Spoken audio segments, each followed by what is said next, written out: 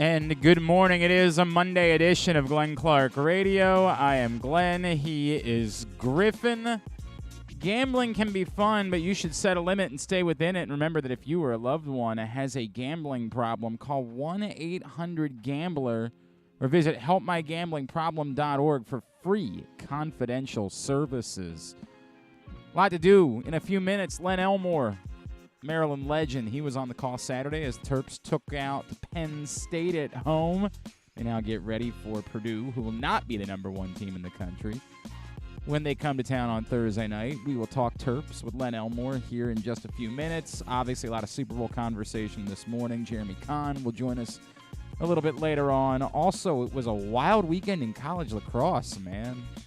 Crazy weekend. What a hell of a way to start this season.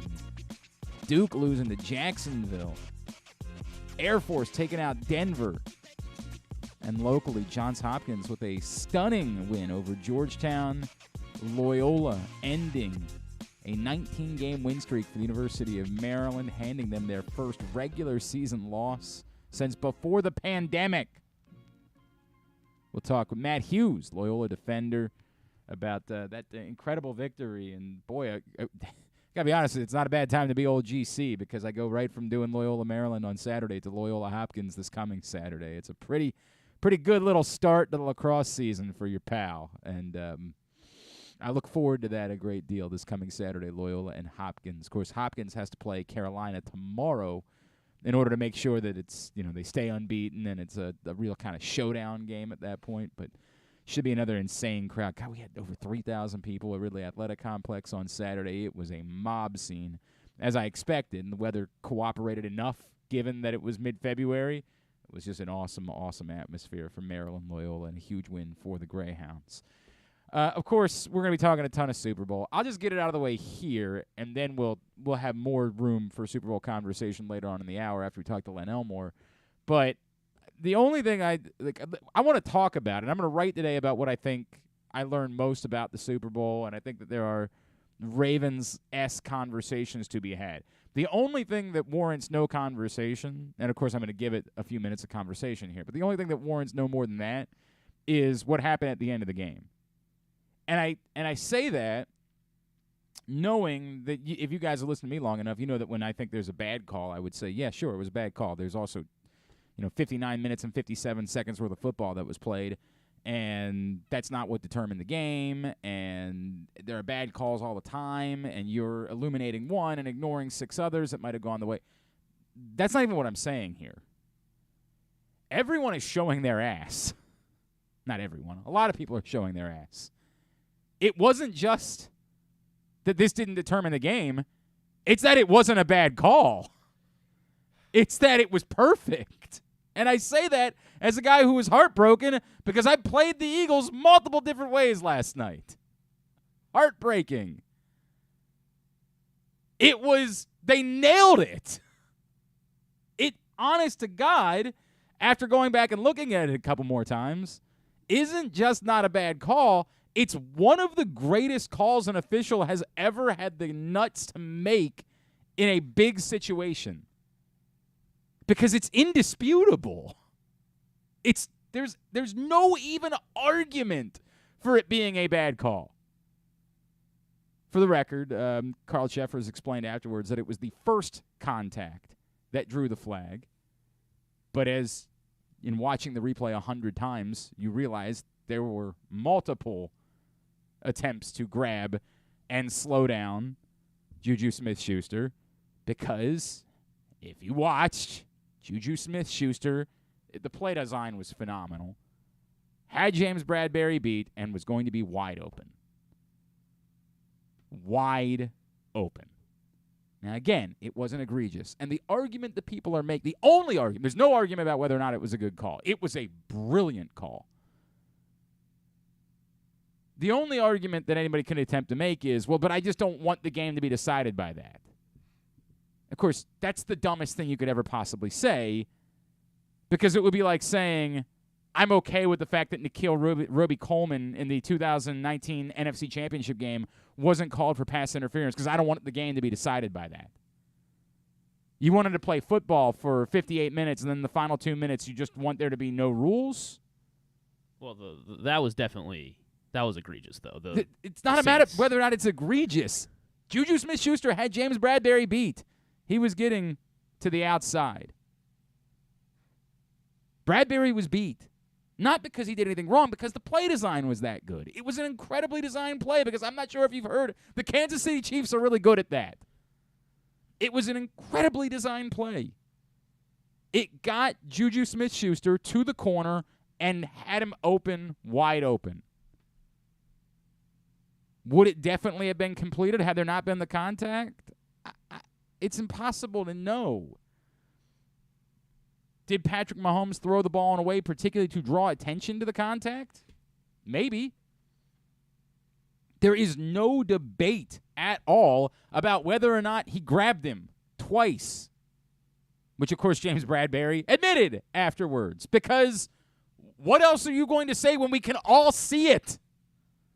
Nah, I didn't do that. Really, dog? And I respect the James Bradberry for not being the guy to go up there and try to bitch about officiating. Instead, say, look, I was trying to get away with it, which is what, I say he should do in that situation. The argument is that he shouldn't have done. The argument is that he should have just given up a touchdown, because the Eagles would have still had life, and as opposed to getting the ball back with 6 seconds left and having no life. This thing that you're doing is projecting disappointment. Your disappointment is either that you were rooting for the Eagles, you bet on the Eagles, or it was a really good game and you wanted the game to end in some sort of remarkable way, and you're disappointed that instead the defining play of the game was a penalty. And I get that disappointment. I get why it's a bit of a letdown for what was otherwise a classic Super Bowl played on the field, to have the defining play of the game be a penalty. It's a bummer. It's a letdown. But the notion that in the final 2 minutes the officials are supposed to abandon the rule, it's hilarious. Hilarious how inconsistent we are about this. It's hilarious how we will take every hold that isn't called in the final 2 minutes when our team loses and says, well, what about this, But then when they officiate the game and they call a flag on what was definitively a correct call, we scream about how they shouldn't have called a flag. Let the players determine the game, not the official. No, the players did determine the game. James Bradberry impeded Juju Smith-Schuster twice from getting around the corner where he would have been wide open. If it hadn't been called, would we... If it hadn't been called, everybody in Kansas City would definitely be up in arms about it. But that's not the standard. The standard isn't what we want in the moment. The standard is what is the correct call. And there's no debate, none, about whether or not they made the correct call. It's insane that we're trying to make it seem like it was somehow controversial. Nothing controversial about it. It's the exact opposite. I couldn't believe. In the moment, much like the rest of the country, in the moment, I started to feel something. I'm like, oh, man. And then I went back and I watched it and I said, oh, my God, they nailed this. Like, they nailed it. 1,000%. There is no question about what happened on that play. Again, if you were rooting for the Eagles, you want there to be a question about it. There's not, but you want there to be. If you bet the Eagles, you want there to be a question about it because you're frustrated. There's no question. And if you're in that camp where you just want to see the Super Bowl end on some magical play of some sort, you're disappointed by it.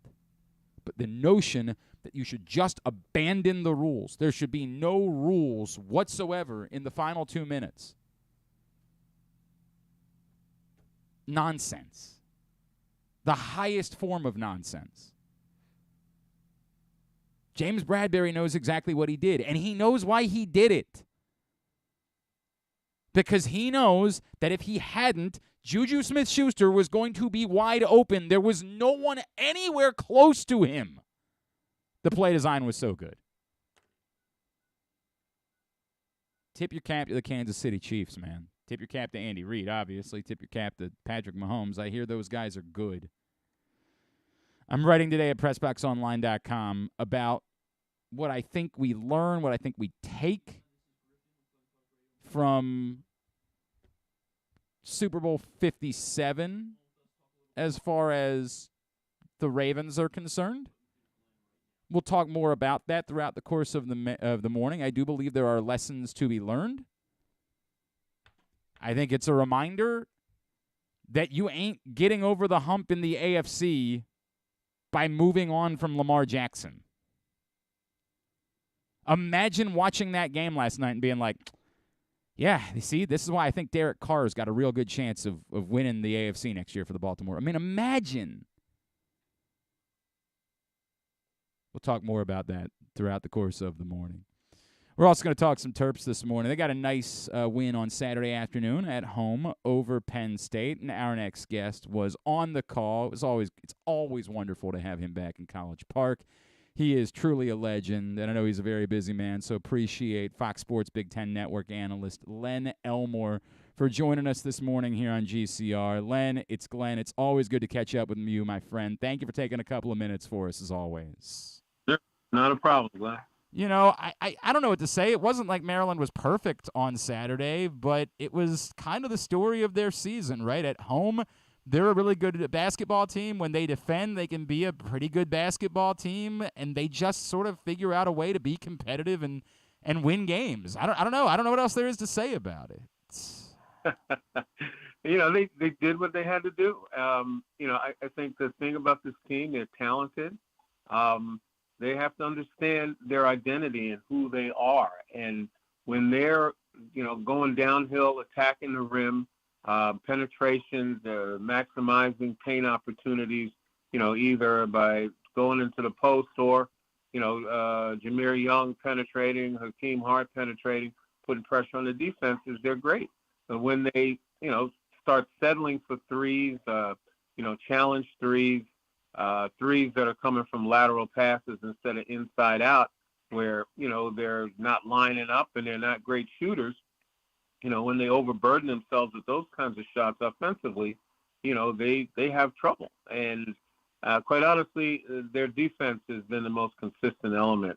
The pressure defense is giving them an identity on that side. So, you know, once they understand who they are, you know, I think they're formidable and, you know, could probably do some postseason damage. You know, I don't know if you noticed this at all, Lynn, but something that I specifically noticed on Saturday a few times, that whoever was bringing the ball up, whether it was Jameer or Hakeem, whoever was bringing the ball up, and when they were settling into a half-court offense, there were multiple times during that game where I noticed that they were running the offense from inside the three-point line, which to me, and maybe it was just happenstance, but it almost spoke to what you're talking about, a team that almost kind of recognizes, hey, we're a really bad three-point shooting team. We're one of the worst three-point shooting teams in the country. Let's do some different things. And just taking a few steps in, I thought we saw some more creative in the paint hook shots. I thought we saw some more creative ways to going about taking advantage of what they do, running the offense inside the three-point line. Yeah, I mean, you get cutters who now recognize that they're going to get the ball if they cut to the basket, as the defenses have to adjust. You know, I know the game has evolved into, you know, this three-point contest for a lot of teams, but the teams that understand who they are, if they're not great three-point shooters, you know, in bringing the ball up, one pass, and shooting challenge threes, you recognize you get the defense out of position by, you know, trying to attack the rim, and then it opens up wide open opportunities for threes. And Maryland recognized that. You know, I think in the first half, what did they shoot from beyond the arc? They shot like 4 of 11, which were good shots, and then 2 of 5 in the second half. Only 5 3-pointers because they didn't need it. Even though Penn State, you know, made a bit of a run at them, they started to recognize that you keep the pressure on the defense. They ultimately fouled out Miles Dredd, who had kind of hurt them a little bit, put a lot of pressure on some of the other guys, and, you know, came out with the win. He is Len Elmore. He's with us here on Glenn Clark Radio. Len, as you've kind of watched this team and preparing for this broadcast, saw him on Saturday, can you define what you think the impact of Kevin Willard has been on the floor? Like, obviously when there's a coach, we talk about culture and all of those things they're bringing and recruiting impact, but on the floor, can you define, and I'm sure you did plenty of Seton Hall games with FS1 over the years, what his actual on-the-floor impact is as a head coach? Yeah, I think Kevin is somebody who understands. He understands matchups. He understands how to deploy, particular players. He does a great job. They don't have a long bench, but he gets guys in who are ultimately going to, give him what he needs against a particular team. And overall, I think that the pressure defense that allows them to play up tempo, allows them to get into transition. That's a trademark of his, and he's got these guys that believe it. I think there's no doubt about it. To your point, like Patrick Mahomes is playing serious minutes for this team, and he's not much of an offensive weapon, but even he can really help out defensively, especially given how short they are, not only everywhere but particularly in the front court. It seems like he's made a serious difference by going in and giving them real defending minutes in the front court this season. Yeah, Emilian is one of those guys, as I said, he matches up well. He's experienced. I'll tell you, the other guy who didn't get a lot of time last year but has started to blossom is Ian Martinez. You're allowed to use his athleticism on both sides of the floor. And Kevin recognized that, and he's given him a ton of minutes as well. I think it's the point that we're making about them being a poor three-point shooting team, Len. I feel like a lot of people would say, well, this is why there's going to be a limitation for this Maryland team. And for what it's worth, I certainly don't think they're going to end up being a Final Four team or anything like that. But I'm looking around the Big Ten, and, of course, we see Northwestern beat Purdue yesterday. We've always said, hey, it's Purdue and then everybody else. But outside of Zach Edey, who I get as an alien, I've always thought that Purdue was mostly an everything else type of team. Like, I don't know who they can't beat in the Big Ten. I don't know why there's a limitation for them within this conference, even given all of these things, lack of depth, poor three-point shooting. It seems like they're right in there with just about everybody else in this league.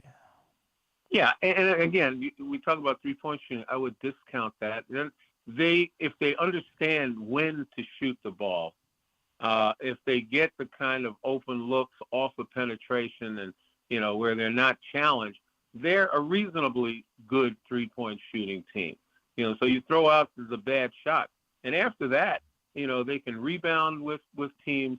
They certainly can create turnovers and get points off turnovers in transition. They can do a lot of good things that present a lot of problems for every team in this conference. As you said, Zach Edey might be the one point that they might not be able to match, although Julian Reese seemed to rise the occasion. Last game he had 19, and kind of almost neutralized Edey, and Terps almost came up with a win, in Purdue. So we'll see what happens Thursday. But overall, everybody else, when you take a look on a neutral court in the Big Ten tournament, I think the sky's the limit for this team. With that said, I heard this from a few people yesterday. They were almost disappointed that Purdue lost to Northwestern because maybe it wakes them up or whatever going into a game against Maryland. What do you make of that weird concept that you'd rather not have a team as good as Purdue lose their game going into your big matchup with them on Thursday night? That's crazy. That's crazy. That's all I can say about that. That's nuts. I mean, I get it. Like, I understand, and I know you're right because you're approaching it from whatever happened the last game. It doesn't matter at all for what happens this game. I do think it's worth pointing out to what you said, not only Julian Reese, the way that he played against Purdue, like Maryland held Purdue to 58 points when they played on the road, despite the fact they got off to a dreadful start in that game on the road, battled back to make it a 3-point game. Like, there's no world. I haven't even looked to see what the line is, but there's no world where I think this is a game that Maryland couldn't win on Thursday. Yeah, I mean, when you take a look at that game, both teams shot under 40% from the field. Maryland did a pretty good job, of limiting Purdue from the three-point line. Neither one of them shot well from the three-point line. Maryland was 3 for 21, Purdue 2 of 13. At 3 for 21 is something I'm sure that the Terps will want to rethink. But yeah, I mean, they matched them pretty well. The only thing I think the difference in that game was Purdue getting to the free throw line a lot more than Maryland did. But other than that, the match was pretty even, and I think it's going to be another defensive battle. And Purdue, yeah, they're going to be awakened, but don't tell me that they wouldn't have been cognizant of how well Maryland's playing had they beaten Northwestern Sure. and gone to Xfinity. Yeah, it's going to be a mob scene on Thursday night. They would have known all those things were coming. That's a very good point. Len, I just, in general, not only like the micro, not only for the rest of this season, but the macro of the fact that it's already looked this good in year one, and knowing the inroads that Kevin Willard and his staff have made in recruiting, particularly in local recruiting, how optimistic are you about the overall trajectory of this program right now? Well, I mean, I like where we're headed because I like the reputation that's being developed right now. Recruiting is going to be extraordinarily key because think of the guys that we're losing. I mean, at least potentially. You're looking at Jameer Young may be gone, obviously probably gone as a transfer. You got guys that are going to leave here who are critical to the program now. So who replaces them is going to be extremely important. But again, you develop this reputation and this kind of momentum, and hopefully, you can keep guys at home because the key players for Maryland are either from the, DMV or pretty close, like Philadelphia and stuff. If you can command that area in recruiting, that talent, as I said, there's nothing but positives that you can think of going forward. But again, it's really going to come down to the recruiting and, who steps into the spots of guys that are going to vacate. You brought up Jameer Young, and I it's always difficult for me because I think you and I have talked about this a lot over the years, Len. When somebody has an opportunity to go get paid to do what they do for a living, like, I'm always going to say go do it, right? Like, go make your money. But we do know that things have changed a little bit, and with NIL opportunities being what they are now in college basketball, you can, to at least some extent, get paid. I don't know that what the ceiling is for Jameer Young as a pro. It doesn't seem like the NBA is likely to be an option.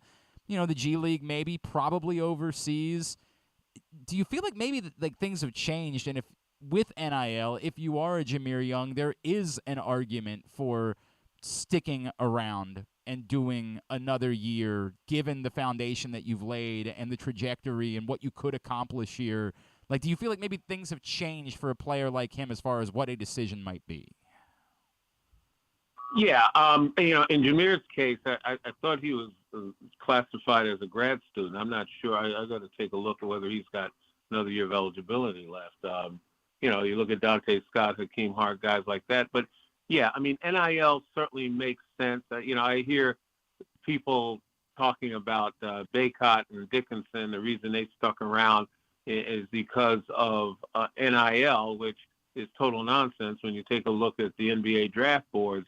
Both of them are second round at best, if not because of the way the game has changed. 20 years ago, they might have been high draft picks, but the game has changed.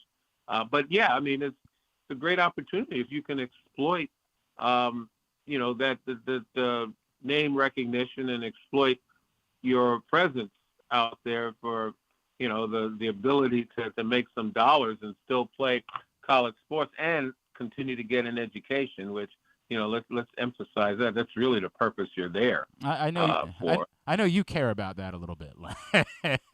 Yeah, I mean, but that's what it is. It's leadership development and educating you for going forward, even when those pro opportunities, don't present themselves. So, fully take advantage of the presence on the floor and in the school that you can. And so, yeah, I mean, I think NIL makes a big difference in that regard and, gives guys an opportunity to really, get themselves focused on what life is going to be after, their eligibility is up. Don't waste that time and get out of there without a degree. I feel strongly about it, and look, I still feel differently if I'm Jameer Young and I'm got a chance to go be on an NBA roster next season. Like, I'm gone. Like, I want that's the point of all of this. But knowing, that's not likely. If it's not likely, I just sort of feel like maybe there is something to be said for why not stick around one more year. To your point, the University of Maryland's not a bad place to be for furthering your opportunities beyond basketball. Len, with that in mind, before I let you go, and always appreciate the time, I know you would work very hard with the Knight Commission to make some suggestions. We're about to live in a world, I guess last week, we now know that the Oklahoma-Texas thing is happening a year earlier than we expected for the SEC. We're on the cusp of USC and UCLA being in the Big Ten, and Maryland non-revenue sports traveling to the West Coast frequently during the course of the year, which is kind of bonkers to me. Are we anywhere closer to the NCAA considering what you guys had proposed as far as separating football from the rest of the sports? Well, I mean, when you ask if we're closer, I think when you listen to some of the dialogue now from certain athletic directors, even some conference commissioners, I think people are mulling it over, which is a far cry from when we first proposed it and everybody poo-pooed it. People are starting to recognize that, there might be some merit because it is a different animal. And let's face it, money is driving college sports. The toothpaste is out of the tube, but we still have ways where, we can make sure that the rights and capabilities and treatment of athletes who are also students, are certainly put in the forefront. And, let's try and take care of the people that are participating because, first and foremost, that they are students and they're there to get an education and they're there to develop themselves and not be, dragged down by mental health issues, by, issues that interfere with their pursuit of a degree. So let's put them in the forefront as we continue to, I guess, change in this game, even though it's driven by money. I'm with you. This was just brought up to me. I was going to let you go, Len, but Dave says, did you kind of get after Maryland fans for some of their behavior on Saturday? Yeah, I was a little disappointed with the vulgarity. I mean, let's celebrate our players. Let's celebrate the win. But the vulgarity is aimed at the opposing team. We're the University of Maryland, College Park. We're the Terps. We're class. We're dignity. Well, let's reflect that and stop that nonsense. You get outside forces. I don't know who it is. These, from websites and things like that are kind of driving the attitude. We got to resist that and be, the type of folks that, we'd want our children and even the students ultimately would want their children to be and reflect. And I just didn't like it. I tried to put my hands up and tell them to quiet when they started hurling those vulgarities, but it's just not right. It's not us.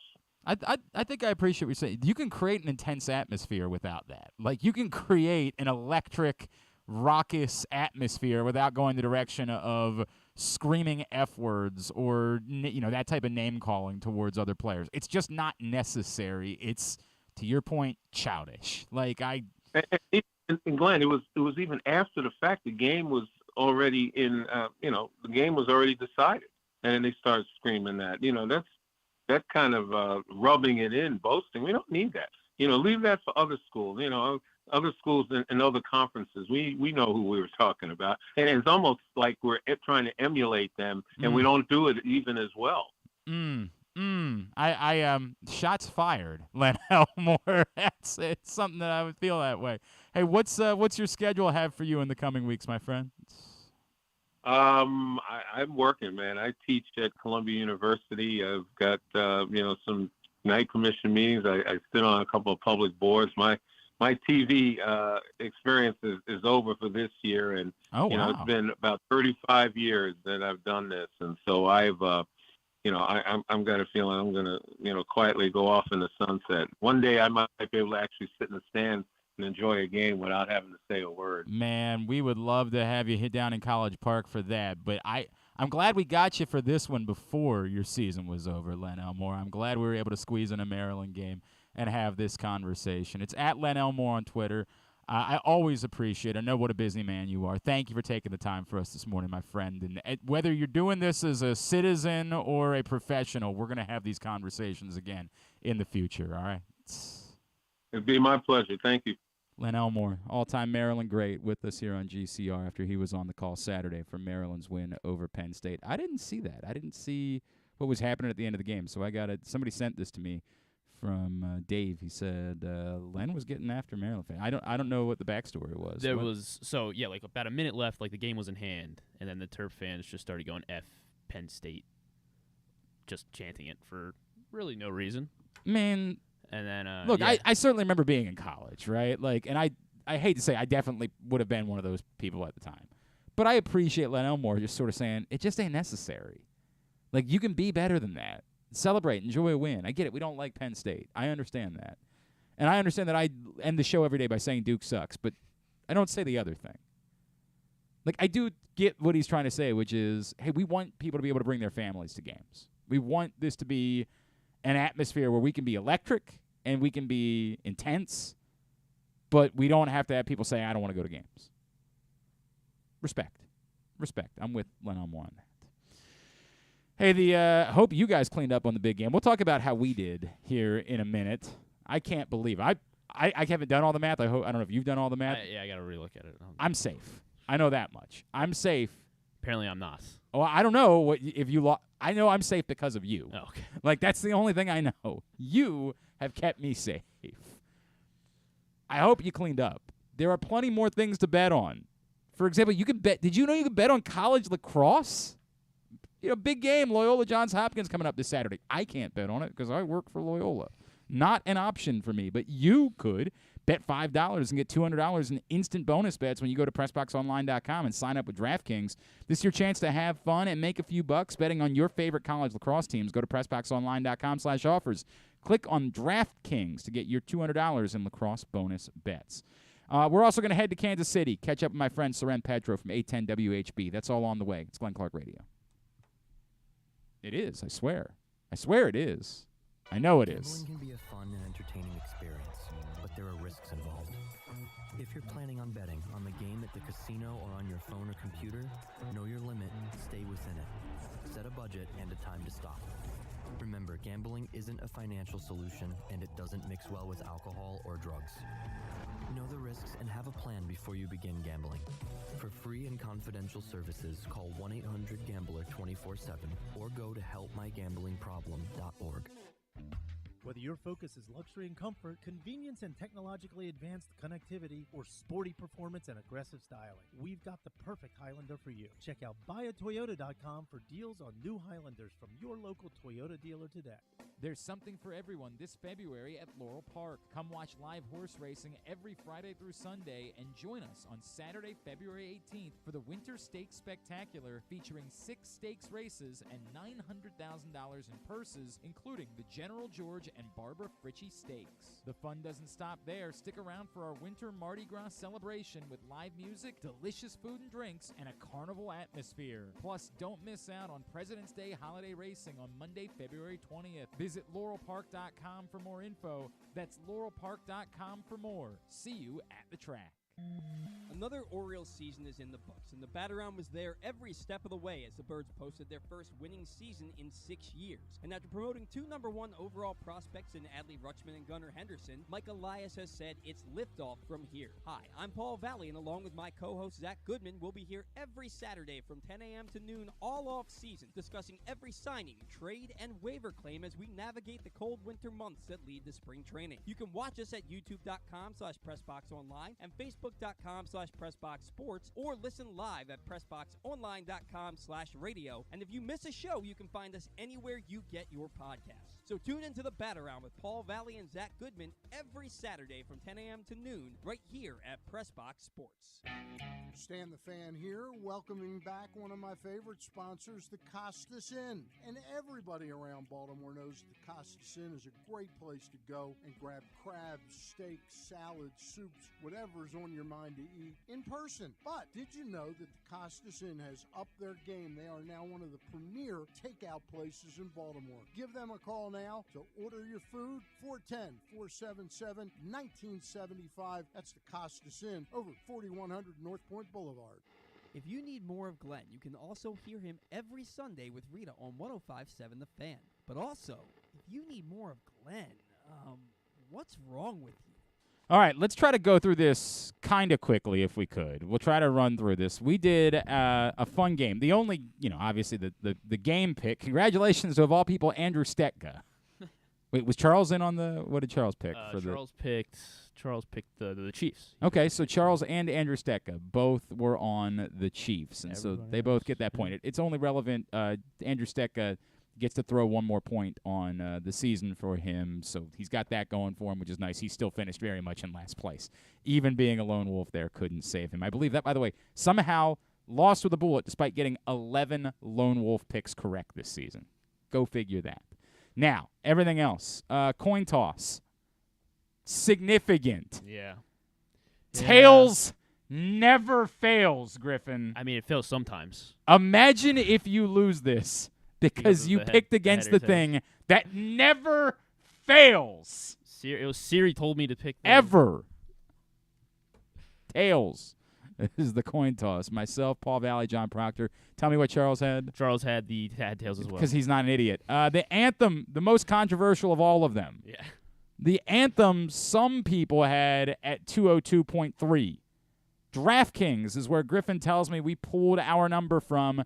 DraftKings apparently is paying the under at 201. Yeah. At 201, paying the under. And by the way, a phenomenal national anthem from Chris Stapleton. Absolutely brilliant. So we will pay the under as well, which is great news for me, as well as Griffin, Paul Valley, and John Proctor. What about Charles? Charles had the over. Ooh, could be relevant. Ken had the over. Ken Zales had the over. Ken had heads as well. He also had. Ooh, yeah. I didn't even look at Ken's. Oh man, Ken that could be wild.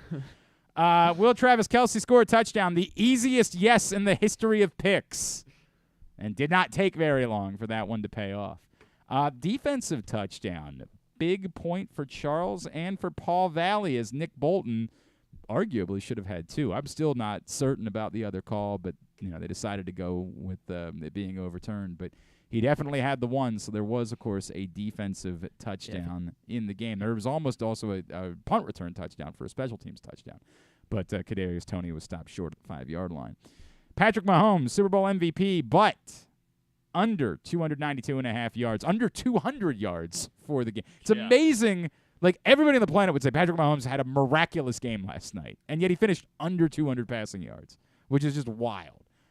Patrick Mahomes, well under 292.5 passing yards. So points for Paul Valley, John Proctor, Andrew Stetka, and Ken Zales.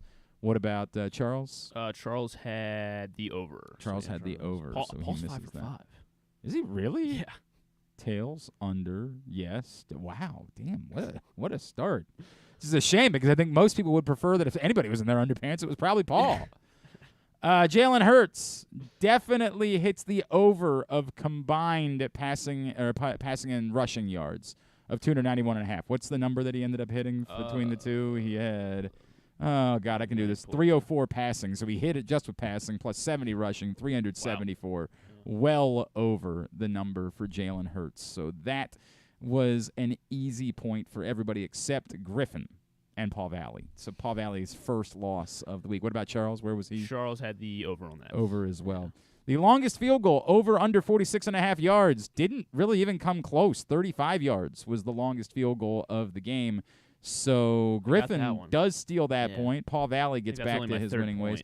What about Charles on that one? Charles had the over. Charles had the over. The only one that had the under. No, Paul Valley also had the under. Paul had the under on the field goal? Yes, he had the under on the field goal. I don't know if you reported incorrectly, but on the sheet it's got Paul Valley with the under. The point total easily surpasses 50.5, ends up going all the way up to 73. So that one did not sweat it at all.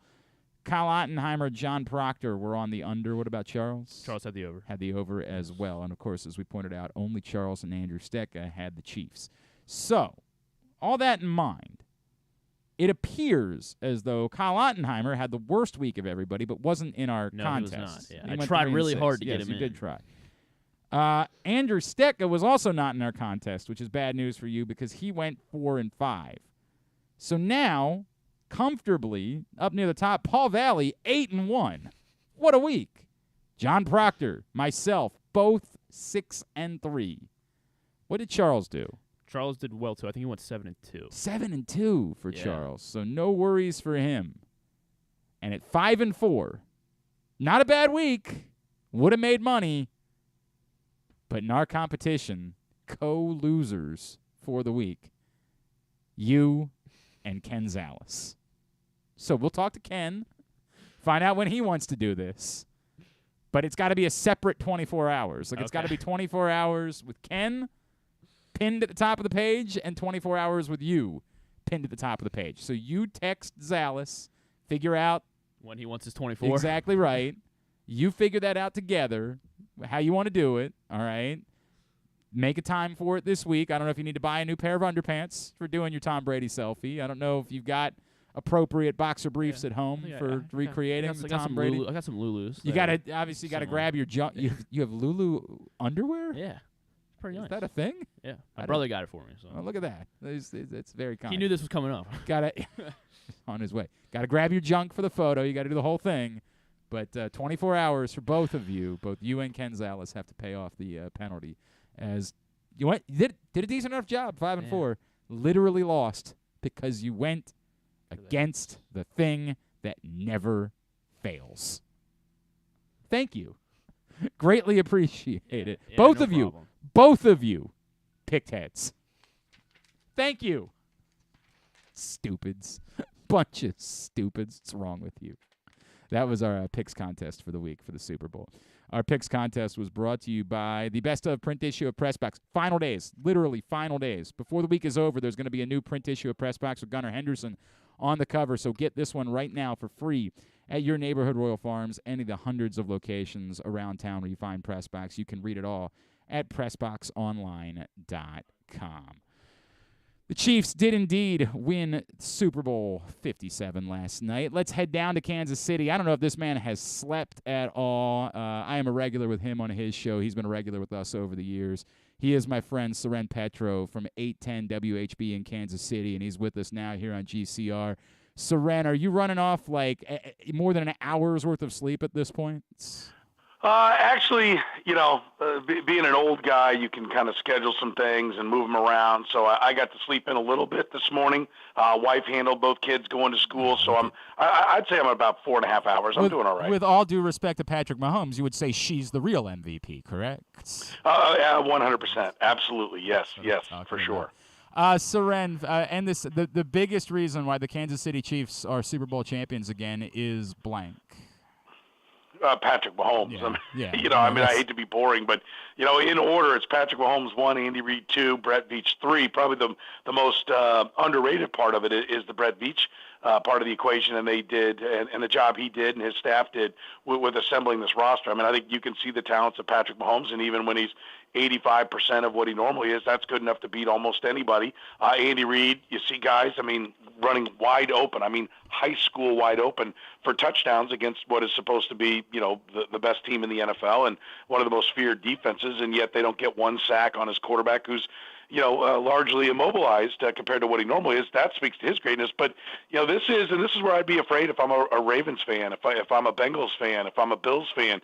They're graduating out. Those teams are graduating out of their cheap quarterback stage. The Chiefs are done with it. They put it behind. Patrick Mahomes is the most expensive quarterback ever to win a Super Bowl, the biggest part of a cap to ever be taken up to win a Super Bowl. And to do that, usually that's the parachute that expensive quarterbacks have to drag that, brings them down, and why all the other first contract quarterbacks are able to step in and win. That didn't happen. None of those teams I mentioned who are on those first contracts, throwing the Jaguars, who the Chiefs beat in the first round, who probably aren't ready, but they're already gone on to year 3 of Trevor Lawrence and his contract.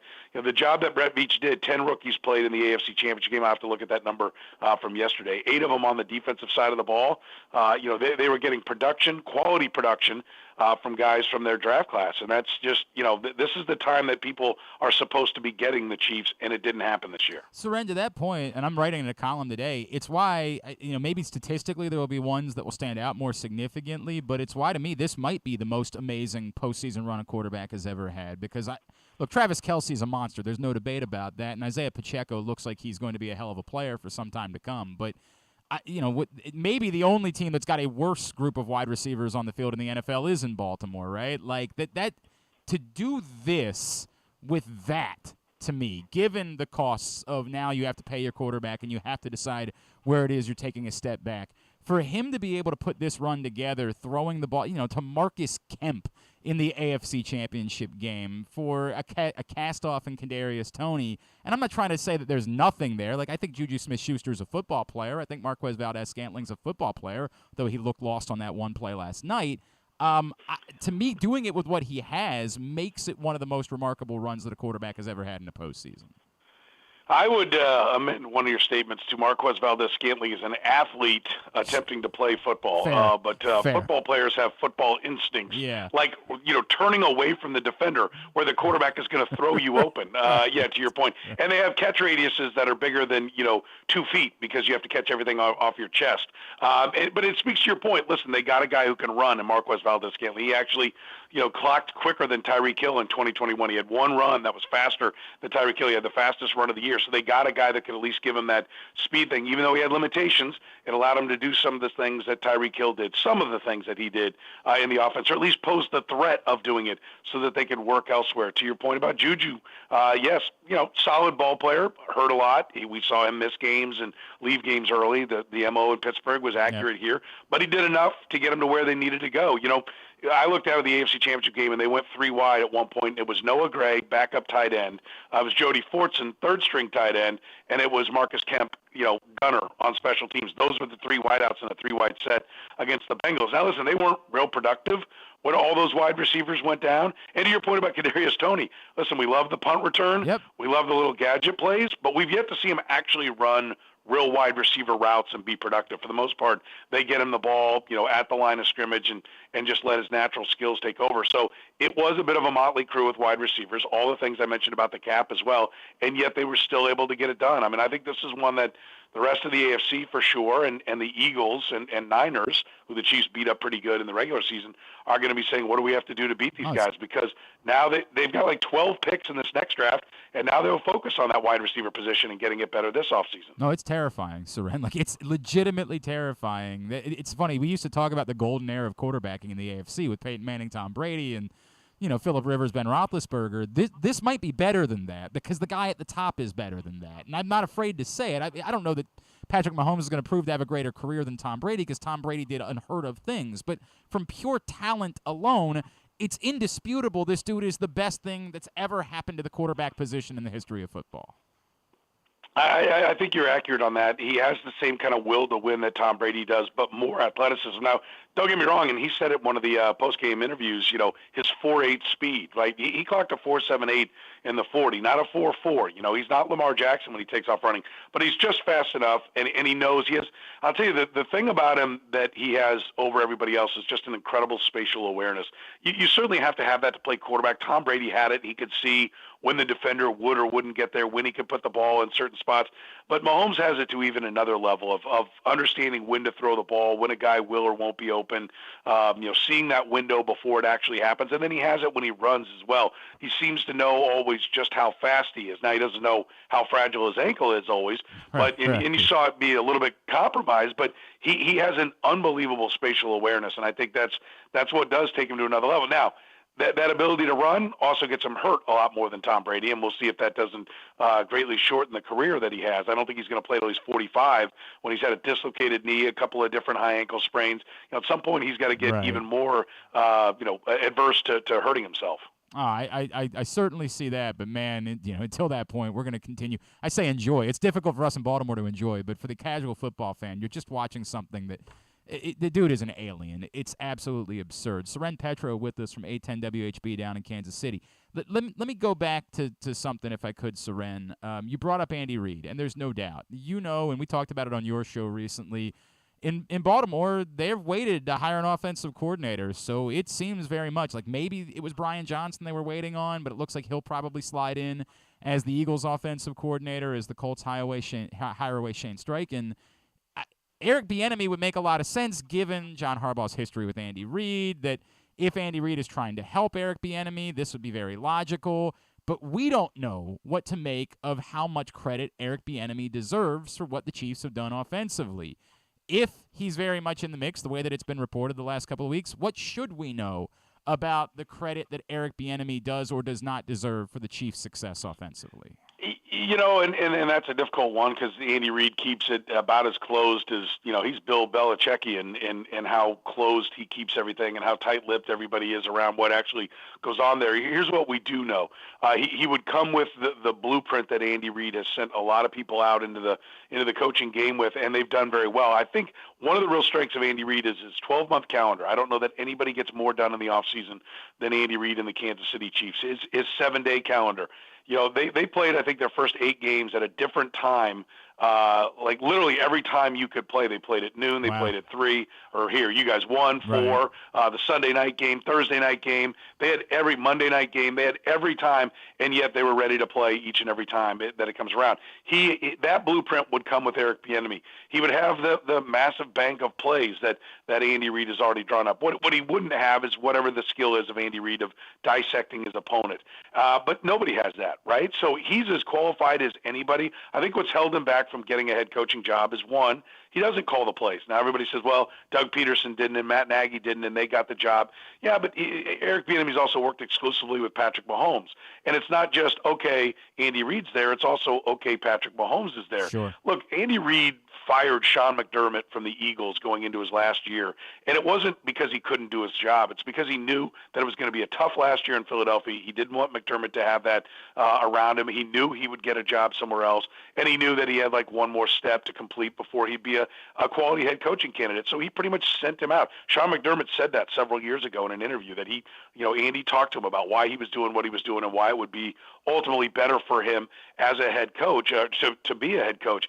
I've got to believe that the reason we're hearing his name at offensive coordinator jobs is because Andy Reid has had that conversation with Eric Bieniemy, and he knows that, listen, you've got to go prove it someplace else. The same way Marvin Lewis had to leave the Ravens, go to Washington for 1 year before he finally got the head coaching job. And I think that's why you hear his name everywhere, because he's now open to taking that kind of job. It's terrifying to think that there's a world in which he's choosing from Washington and Baltimore, and it's not an easy decision to make. Like, that's a terrifying I don't even know. I mean, I think it says that he might be worried that they don't have a quarterback. So we'll deal with that conversation internally in the future.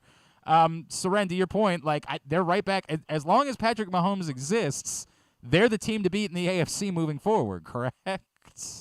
Yeah, they are. Really the big personnel decision. Chris Jones will enter the final year of his deal the way Tyreek Hill was headed into the final year of his deal last year. And the question will be, do they extend him? Does he say he wants a contract extension or he's going to hold out? I think that's the thing that we will watch first. And they've proven that they will trade a guy. Now they've got quite a few picks already in this year's draft that have to be something that's probably picks on down the road, which I don't know that the Chiefs would be adverse to. I think they'd listen to it. But I think, how much is Chris Jones going to ask for? Is he going to ask for something that can work within their cap and still get him paid, or does he want to be like Tyreek Hill? Tyreek made it very clear. We talked about it all last season that he wanted to be the highest paid receiver in football. That was something that was very important to him. How much does Chris Jones, who said he wanted Aaron Donald money the last time he went through a contract discussion and ended up with the franchise tag on him, does he sit out? Does he threaten to sit out? And does he ask for that kind of money? I think that's the big question for the Chiefs. But they've got plenty of draft picks to try to address the different spots that they have needs. An edge rusher, Frank Clark's probably going to be gone. They'll let him go. But an edge rusher and obviously wide receivers are places that they've got to address. But again, they've got plenty of picks and had a great draft last year. I doubt it'll be as productive this year just because that was a bit of an anomaly when you hit on that many guys. But Brett Veach and his staff are, I think, starting to make a name for themselves, that they know what they're doing too. It's not just Andy Reid and Patrick Mahomes. A couple of our old friends obviously involved. Orlando Brown had a really nice Super Bowl, as he wanted to remind everybody afterwards with a pretty great tweet about putting it on a T-shirt. And happy for – I know he didn't really make a difference for you guys, but happy for – Brandon Williams is one of the best dudes I've ever been around covering football. He's truly one of the – there is a picture of Brandon Williams holding and feeding my son when he was a baby, and we were out doing an event, and I needed to feed him, and he was like, hey, let me do it. I mean, it's just one of the truly great guys I've ever been around in this game, so really happy for him getting a taste and a little cameo appearance down in Kansas City. Soren, I'm happy for you, my friend. I know it's easier to do this, or it's more fun to do what we do when everybody's invested and everybody's listening and everybody's excited about it. Enjoy this week. At Soren Petro on Twitter. Appreciate you, as always, for doing this, man. Hey, thanks so much for having me, Glenn, and thanks for the kind words. Appreciate it, buddy. Back at you. All right, brother. Soren Petro, 810 WHB, down in Kansas City, checking in with us here on GCR after the Chiefs win the Super Bowl last night. Look, I mean, I really mean this.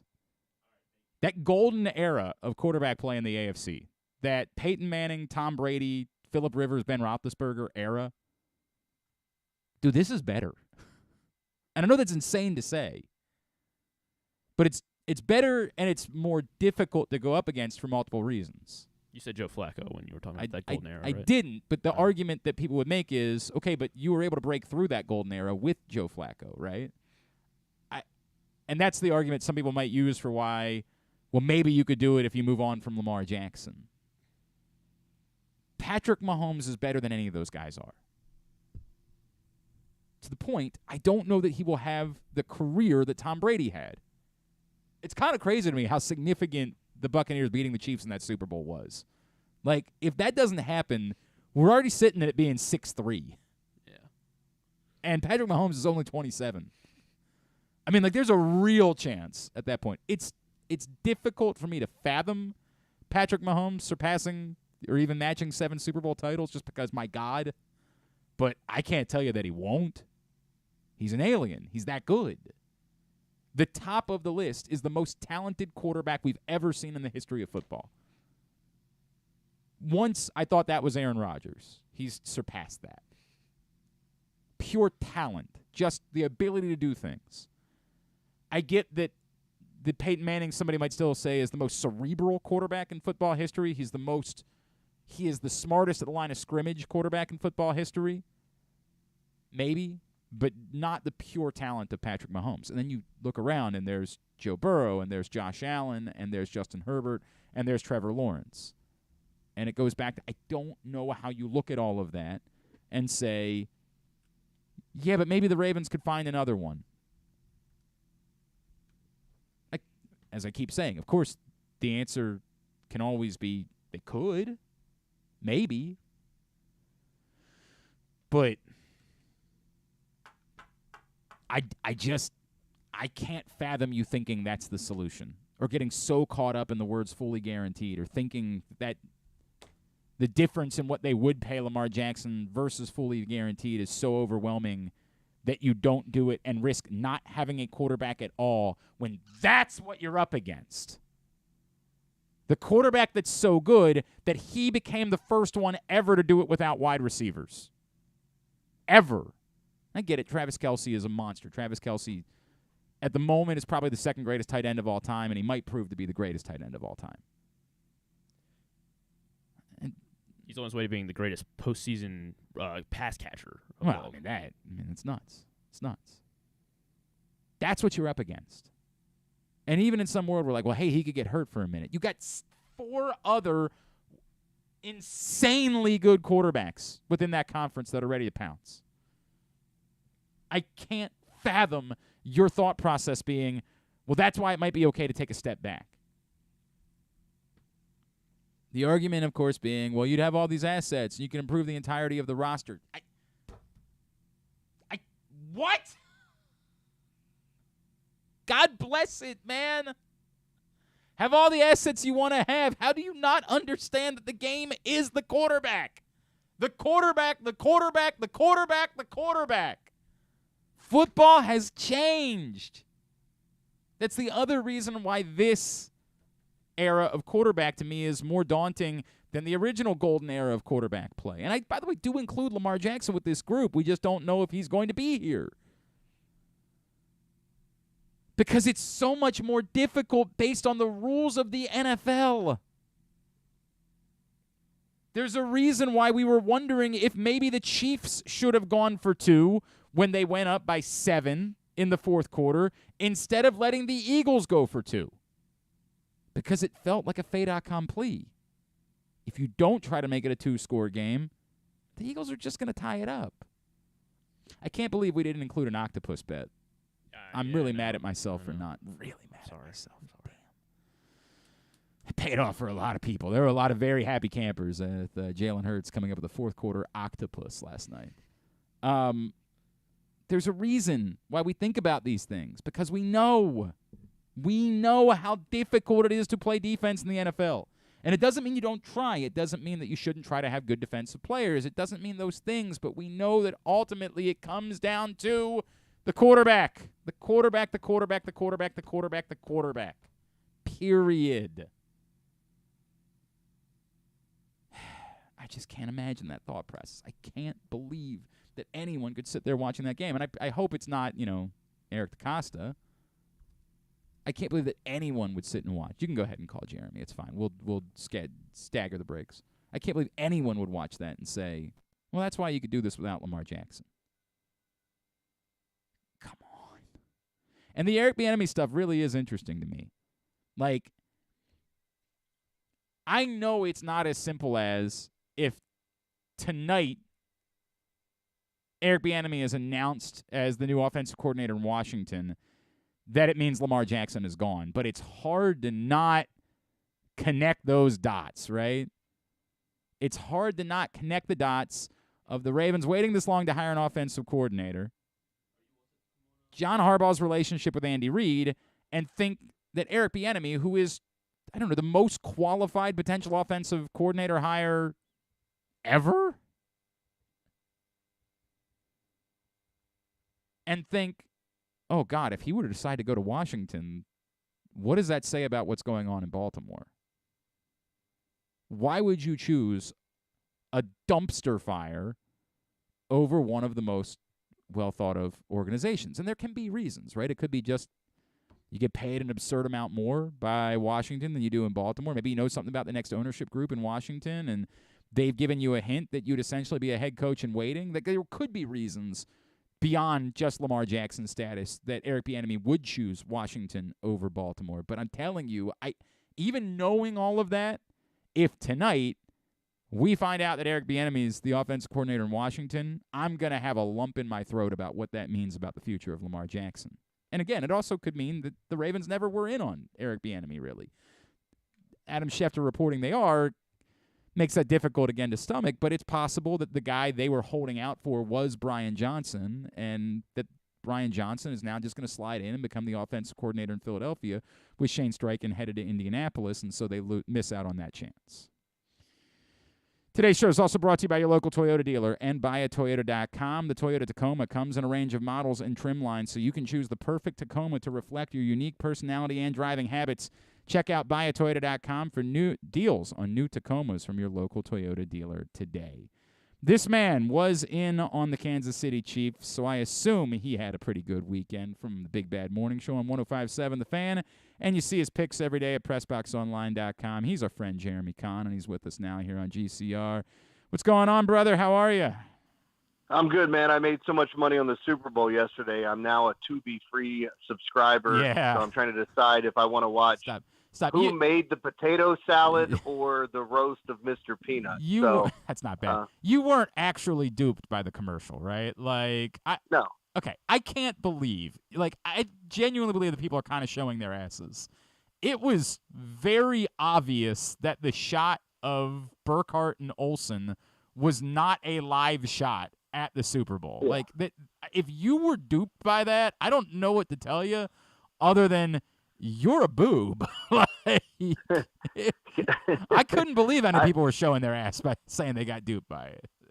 Yeah, I was about 80 milligrams of edibles deep, and I still wasn't confused. I was more than 80 milligrams of cheesesteak and Kansas City barbecue dip deep into my evening as Mrs. Clark came through. Awesome. Oh, my God, she came through big time last night, man. Oh, boy. That was a lovely evening. How'd you do otherwise? How'd you do besides just having the Chiefs? It was a good day. It was kind of an interesting weekend overall. With yesterday, my top plays, I had Northwestern, who knocked off Purdue. I had the Grizzlies, who lost to the Celtics. And then I'm trying to think of the other college hoops games that I had. I had the over in the Flyers game along with the Chiefs. So, I hit 4 of my 5 top plays. And then on top of it, anybody that listened to me all week long, I said the running back overs for the Chiefs from scrimmage yards. So both of those hit. And then I talked about Pat Mahomes as the MVP. That hit. I liked the under in the first half, lost that. So, there were quite a few that I hit on and felt good about. And then I hit 2 out of 3 anytime touchdowns. The one that I didn't get was Dallas Goedert. I thought he was going to be an interesting piece to that offense. He caught quite a few passes. Yep. Never got in the end zone. I really regret not playing more anytime touchdown scorers. I realized literally after the game started that I had not played a bunch of it, so I'm like, oh God, And then I was too late to get on Jalen Hurts, so I grabbed Kelsey as quickly as I could because, my God, that's the easiest bet in the history of football. And then I grabbed Pacheco, and Jeremy, I'm not even kidding. I was literally hitting the button to grab A.J. Brown as he caught that bomb for a touchdown. Literally, as I was about to put my bet through, I'm like, son of a bitch! Because I definitely saw it being a high-scoring game. I thought the anytime touchdown scorers were a good play last night. Yeah, when you see a high-scoring game like that and two offenses that kind of spread the ball out, let's be honest. A.J. Brown's the number one target on the Eagles. Kelsey's the number one target. But, you've got multiple running backs in the backfield, so you don't know who's going to run it in. You've got two quarterbacks that have been known to run it in, especially Hurts. And how goofy was the first touchdown of the game with looking like Gainwell punched one in, and all of a sudden here's that quarterback sneak that can't be stopped. So, Hurts played amazing. It's probably one of the best performances in a loss that I've seen. No doubt. But yeah, and anybody that's telling you otherwise with the game, unless you thought it was going to be a shootout and you got exactly what you want, you kind of feel fortunate the way it unfolded. If you had the Chiefs, there were a lot of people that were on the Eagles, and I know we'll probably talk about that penalty call, but I don't know how you get away from it. So it's that to me that it had to be called. So it drives me nuts. This is insane to me. And I admit that the first time I had the feeling of okay, I get why people aren't going to be happy about this. But after watching it again, it's one of the most obvious calls that I've ever seen. And if anything, I think that they deserve great credit for not panicking given the nature of the moment and making sure they got the it's I don't know how you can even argue that it wasn't an obvious call. And I'm a guy that bet a bunch on the Eagles last night. Dude, when the Eagles were down 8 and the number went up to plus 415, I had to hammer it because I couldn't believe the number was that high in a one-possession game. That's insane to me. So I was disappointed that the Eagles lost because I had a bunch of money riding on it, but it's such a blatantly obvious call when you actually watch it. I'm befuddled by people still trying to argue it. You know what I'm befuddled by? It's the excuses. I had a bunch of people call in, tweet me, text me, and say, well, that was an uncatchable ball. Well, okay, that's great. It was an uncatchable ball. If that's what you think. But it was a hold, so it doesn't matter that it was uncatchable. It's irrelevant. They call holding calls on plays where the ball's not even thrown to their side of the field because a hold is a penalty the same way a false start or a delay. How would you like the clock to run down to 0 and go, come on, guys, it's the last minute of the game. Right. What do you mean? That shouldn't be a delay of game. It's the last minute. Stop it and reset it. It's just that stuff boggles my mind. And then I listen to Dan Orlovsky go on and on and on about, well, they didn't call the penalty on Juju or for Juju earlier in the game on third down. And it's well, why does that make it okay that they didn't call this one? Right, so you want them to get more calls wrong? The idea is I don't understand people's line of thinking. And it's okay to say, hey, man, that sucks that the game ended that way. I'm listening to you, but it didn't. They were still in field goal range. The only thing it was going to allow us was a chance for the Eagles to go on a drive to tie it. That was the only difference. Well, I think there was still enough time at that point that the Eagles, given what we had seen from them offensively, could have won the game if the Chiefs settled for a field goal. I'm just saying, you're probably playing for the tie. Probably. Jeremy, the timeouts and everything. To your points, right, I absolutely understand the disappointment. I 100% understand. This was a classic. This, in moments, felt like that fabled Monday night Chiefs-Rams game from a few years ago, right? Mm-hmm. That we all look back as one of the best games of the modern era of football, of this, almost arena football-like version of football that we've gotten. This, in moments, last night felt like that. And so you wanted it to have a bigger closing act. You wanted it to have a more miraculous or amazing way that the game came to an end. So I can absolutely understand the disappointment of the final act of the game being a penalty. But the argument that, well, you got to let the players decide the game on the field, they did. That's exactly what happened. The Chiefs designed a brilliant play that got Juju Smith-Schuster to the corner and open. And when he was beat, James Bradbury grabbed him twice because otherwise he was going to be wide open for a touchdown. The players decided the game, period. The officials, again, the argument is just don't play football in the final 2 minutes. Change it into something else, some other game where there are no rules in the final 2 minutes, which is insane. And, I retweeted somebody this morning, a college football analyst that used to play in the league, and he had said, the officiating has been all over the place this year. I hate that the game ended the way that it did, but without a shadow of a doubt, that was 100% a hold and should have been called. Like, all three of those things can be true at the same time. Right. It just bothers me because now there's this thing like, well, you can't call that in the last few minutes of a game. Well, why not? It's correct. A foul. What else are you allowed to call or not? Like, it's hilarious to me, and everybody's like, well, it was more egregious. Sure, but, like, imagine the same people. All of these people that are flipping out are the same people that were losing their minds about Nikhil Roby-Coleman 4 years ago. They're the exact same people that were infuriated that was wrong. Like, the call should be correct, and there is no debate about whether or not this call was correct. It was... literally the definition of somebody trying to slow down a receiver because they knew they were beat. And by the way, credit to James Bradbury for just walking in and being a man about it and being like, yeah, I grabbed his jersey. I did what I did, hoping I could get away with it because he knew he was beat on the play. By the way, how refreshing is that to hear an athlete say that? God. Like, just take ownership over it. Like, yeah, look, we do this stuff all the time. And I'm listening to some of the people that say, hey, who was it? It was another, it was another offensive player, and it's kind of weird. Like the offensive players are on Bradbury's side of saying it wasn't a hold, or on the Eagles side. It seems like the defensive players are going, yeah, he held him. He tried to gain an edge. We know. Was hoping it didn't get called, and it got called. Right. But like people saying, if you didn't call that earlier in the game, you can't call it there. Well, yes, you can, because if you didn't see it earlier in the game, then you didn't call it. So refs aren't going to see everything. So you want them to turn a blind eye because they missed one earlier, so they're just supposed to miss this one now? You can only call what you see. And this is the conversation I have with referees in basketball all the time. Like, anytime I get in an argument coaching a high school game with a ref over a call, if he says to me, hey, coach, that's not what I saw, or I didn't see it, I don't have an argument at that point. Right. Because that, to me, that's the ultimate, they threw the trump card down because you can't call what you don't see. Right. Yeah. What do you say back? You could say you're blind. Like, you could say that. You idiot. Give me a tech. Yeah, right. You can do that, but there's nothing else. They're not debating what the rule is. They're not debating. They're just sort of telling you, like, hey, man, didn't see it. Sorry. It's what it is. And to the point. And, like, I am defensive a little bit about officiating. There are 22 players on the field on every play in football. There are things that I think are insane to miss, but what's happening on a play-to-play when you miss a hold or you miss something, like I can understand that's going to happen. There are egregious things. Like, I would hate if the Super Bowl was determined by something like earlier on in the game when the Eagles tried to get down the field and snap the ball quicker to prevent someone from seeing what really happened on the play. That, to me, would be egregious and awful. And it's stupid. I will yell forever about how dumb it is. College football has figured out exactly what to do in these situations. If there is a play that is even questionable, stop the game.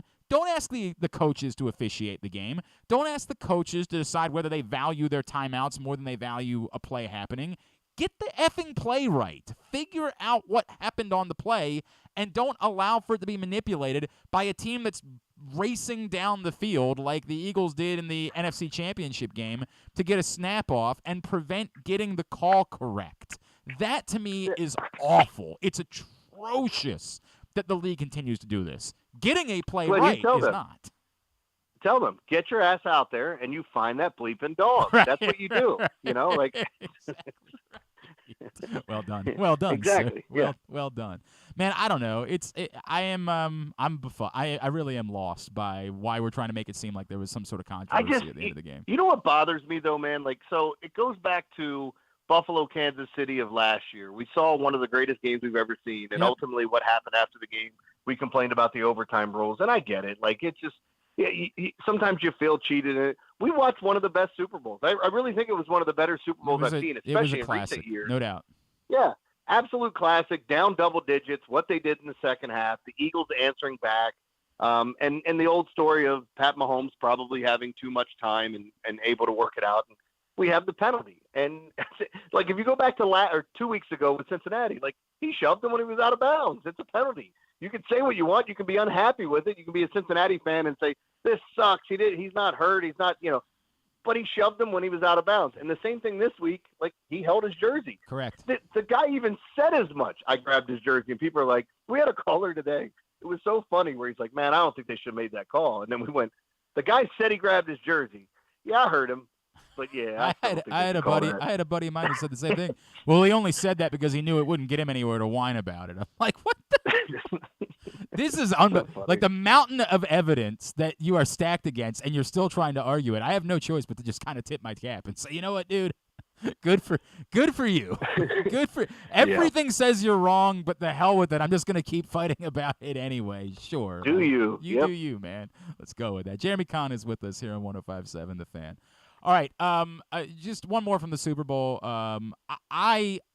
I feel bad about this because I genuinely like Rihanna. Like, I really enjoy her catalog. I think she is a hell of a performer.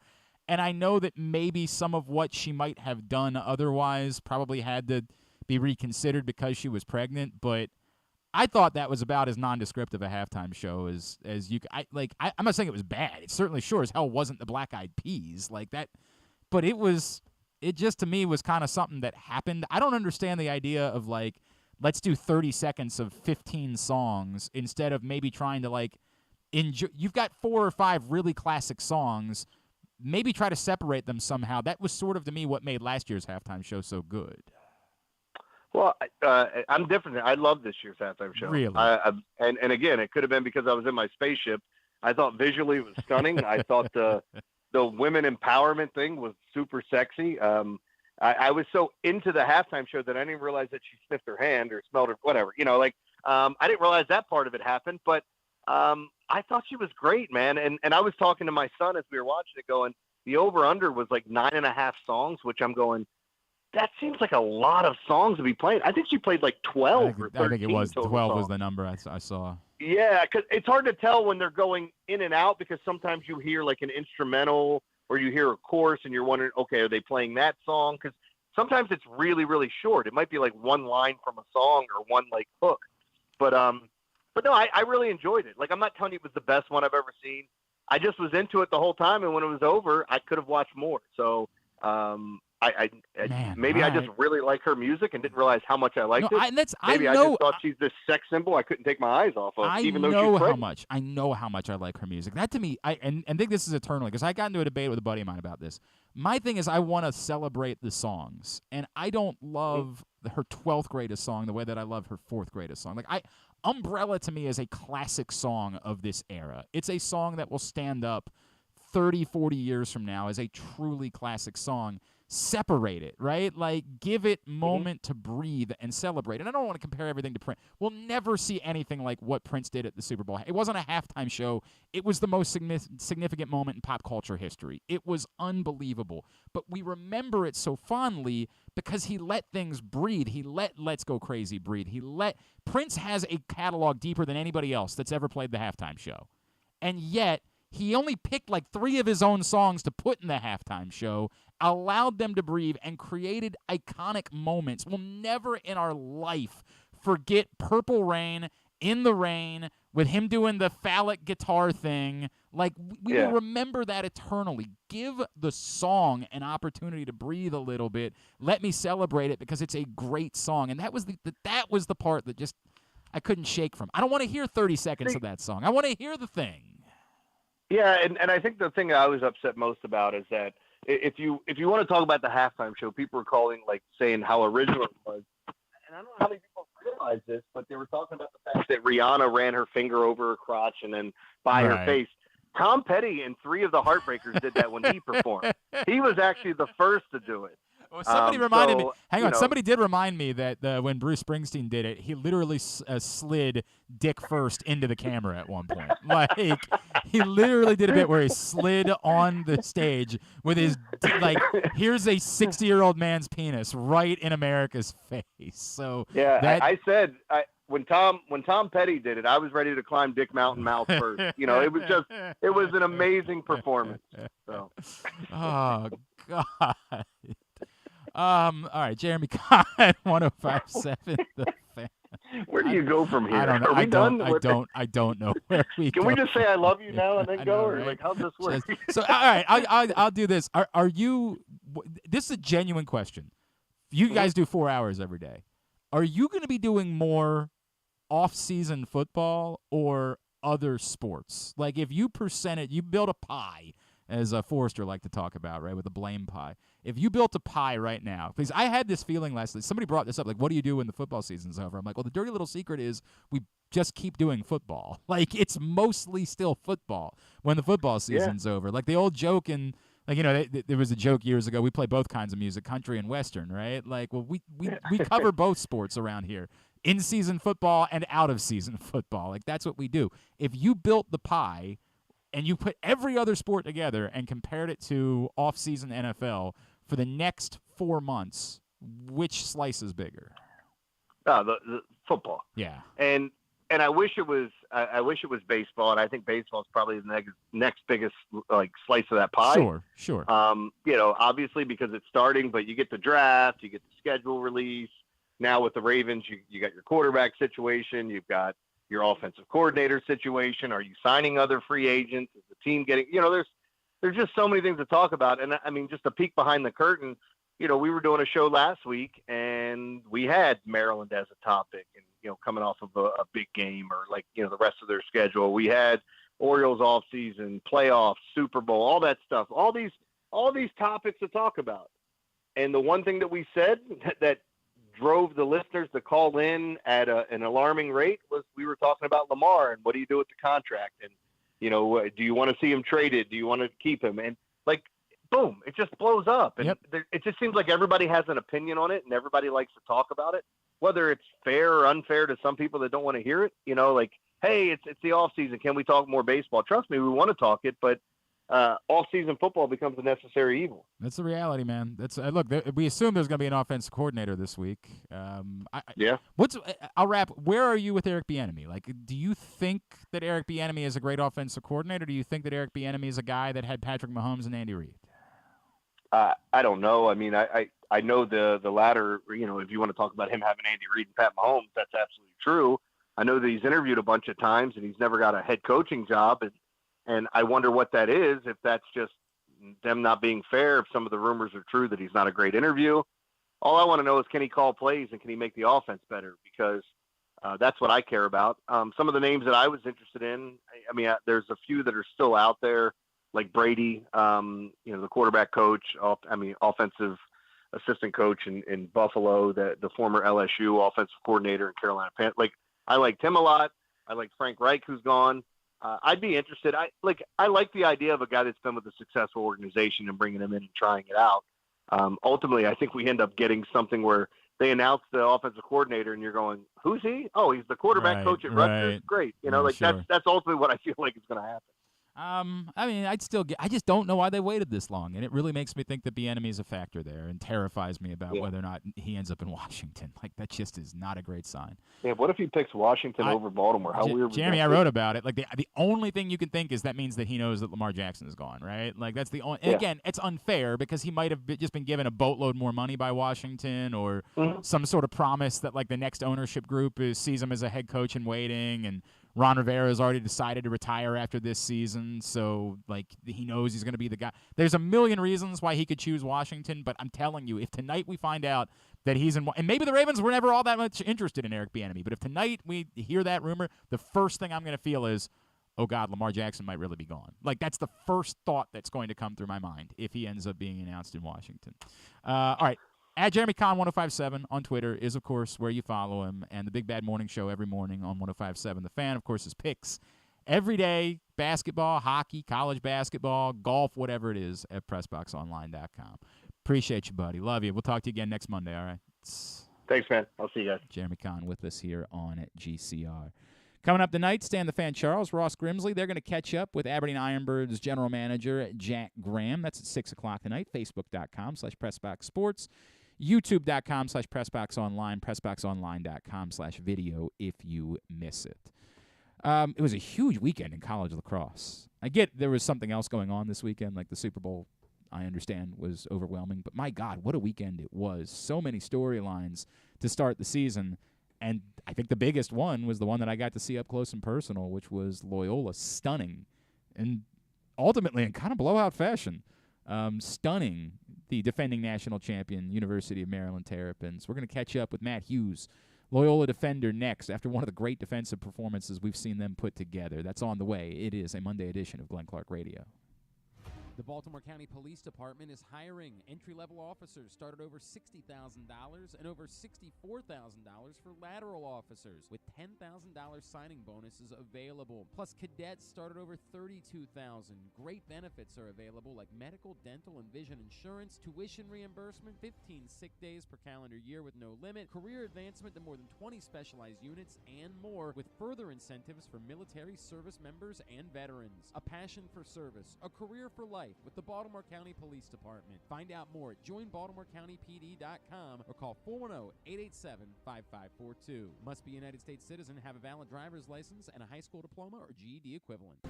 The latest edition of Press Box is available now, and it's our annual Best Of issue. On the cover, we recognize Orioles catcher Adley Rutschman as our 2022 Mo Gabba Sports Person of the Year, and he sits down with us to discuss how his arrival in Baltimore was simultaneous with the Birds' turnaround. Also inside, we recognize the top people, performances, and moments of the year throughout the local sports scene. Press Box is available for free at over 500 area locations, including 60 Royal Farm stores, and you can always find the entire edition as well as the best daily coverage of the Orioles, Ravens, and Terps at PressBoxOnline.com.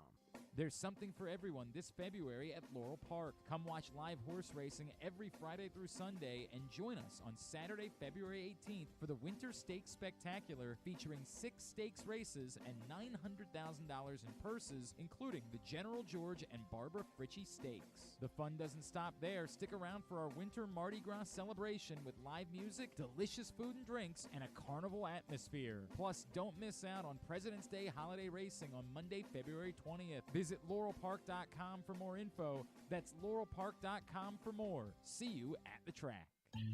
That first sip. That first bite. Start your day off right with a delicious breakfast at Royal Farms. Choose from a fantastic selection of fresh Royal Farms breakfast sandwiches and top it off with a rich hot cup of the freshest coffee in the world.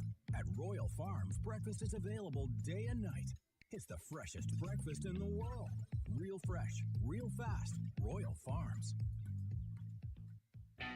Stan the Fan here, welcoming back one of my favorite sponsors, the Costas Inn. And everybody around Baltimore knows the Costas Inn is a great place to go and grab crabs, steaks, salads, soups, whatever's on your mind to eat in person. But did you know that the Costas Inn has upped their game? They are now one of the premier takeout places in Baltimore. Give them a call now to order your food, 410-477-1975. That's the Costas Inn over 4100 North Point Boulevard. Check out PressBoxOnline.com every day to find daily winners and betting advice from Jeremy Conn. And if you want some advice about life decisions that you probably shouldn't make, here's Glenn Clark. Bet $5 with DraftKings and instantly get $200 in bonus bets for anything that you want to spend it on. I know that we've moved past football season, but the Daytona 500 is this weekend. Do you want to bet on something related to the NBA All-Star Game? Probably the over. Although, didn't the over miss by like a point last year or something like that? Wasn't like the first time in I think so, because they 2 did decades. They did the Elam ending. Well, even with the Elam ending, the expectation was still that the over was going to hit. But Yeah. I feel like it came one team went on like a little run, I guess, and then like you needed every single point. Or in the Elam or was it ending. the other thing? Did I controversially say, I know everybody says bet the over, but I got a feeling on the under, and then the over hit anyway. There's something there because I remember we did some content about it. I don't remember exactly what it was. But those things are coming up this week. You can bet on fights. You can bet on whatever it is that you're into. You can bet on it with $200 in bonus bets when you bet just $5 with DraftKings. Get that and other great sportsbook promos and specials right now at PressBoxOnline.com/offers. That's PressBoxOnline.com/offers. John from Little Rock this morning says, if Bieniemy signs with Washington, the Ravens are the dumpster fire. I'm not willing to go there, John. I get what you're saying. And again, I'm telling you, if we see tonight across the ticker, or we get a tweet or something that says Eric Bieniemy is going to be the next offensive coordinator in Washington, I am telling you, my first thought is going to be OF. And that's not fair, right? Because, again, I'm telling you, there are other scenarios. There's a scenario where Eric Bieniemy just wasn't the Ravens guy. We're feeling that way because they waited this long. But it really is possible that the guy that they liked was Brian Johnson, the Eagles quarterbacks coach, who we thought was going to be available until the Colts decided to go with Shane Steichen. And, again, we're assuming that now means the Eagles are going to promote Brian Johnson to offensive coordinator, but I guess it's still possible he could choose to leave. It could mean that Washington just offered an insane amount of money, or there is a lot of behind-the-scenes belief that the ownership situation is going to be straightened out here pretty quickly in Washington, and maybe the new ownership, Jeff Bezos, whoever it is, has already talked to Ron Rivera. Ron Rivera said, I want one more year to try to fix it, and then I'm going to be done. And they've told Eric Bieniemy he can be the head coach in waiting. There are scenarios by which Eric Bieniemy could go to Washington that aren't specific to he doesn't want to be in Baltimore because he's been told Lamar Jackson isn't going to be the quarterback.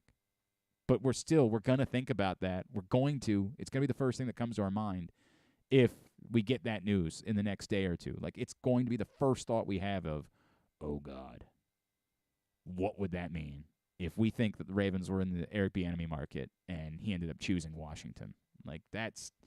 There's no way of shaking that. That will be a story. What was the story this past weekend? Man, it was a lot of fun to be there. An unbelievable atmosphere at Ridley Athletic Complex on Saturday for an awesome season-opening victory for the Loyola lacrosse team as they took down. I talk for a living. They took down the defending national champion Maryland Terrapins. Joining us now, defenseman for the Greyhounds. He is Matt Hughes. He's with us here on GCR. Matt, it's Glenn. It's great to catch up, man. Congratulations on an awesome victory, and thank you for taking the time for us. Yeah, thank you, Gon. I'm happy to talk with you guys. Matt, I know that normally there's a 24-hour rule for this type of thing, but I'm going to ask you to enjoy it with me for a little bit longer today because can you describe in words the atmosphere, everything you guys went through last year, knowing that no one on the planet was giving you a chance to beat Maryland on Saturday, what all of that meant for you guys to put together the performance that you did? Yeah, it was great. Our school, the fan base showed up. They created a really good atmosphere for us to play in. I think after last year, we were pretty disappointed with how things went.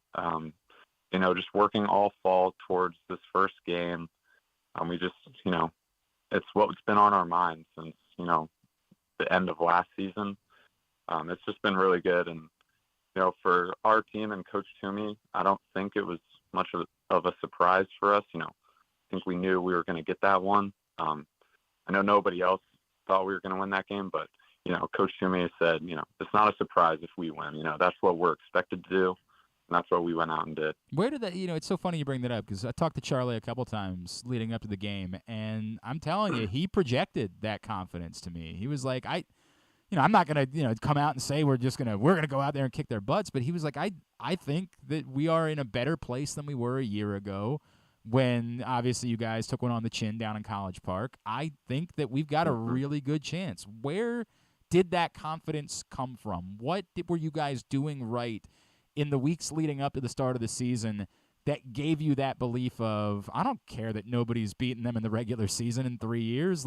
We can absolutely do this. Mm-hmm.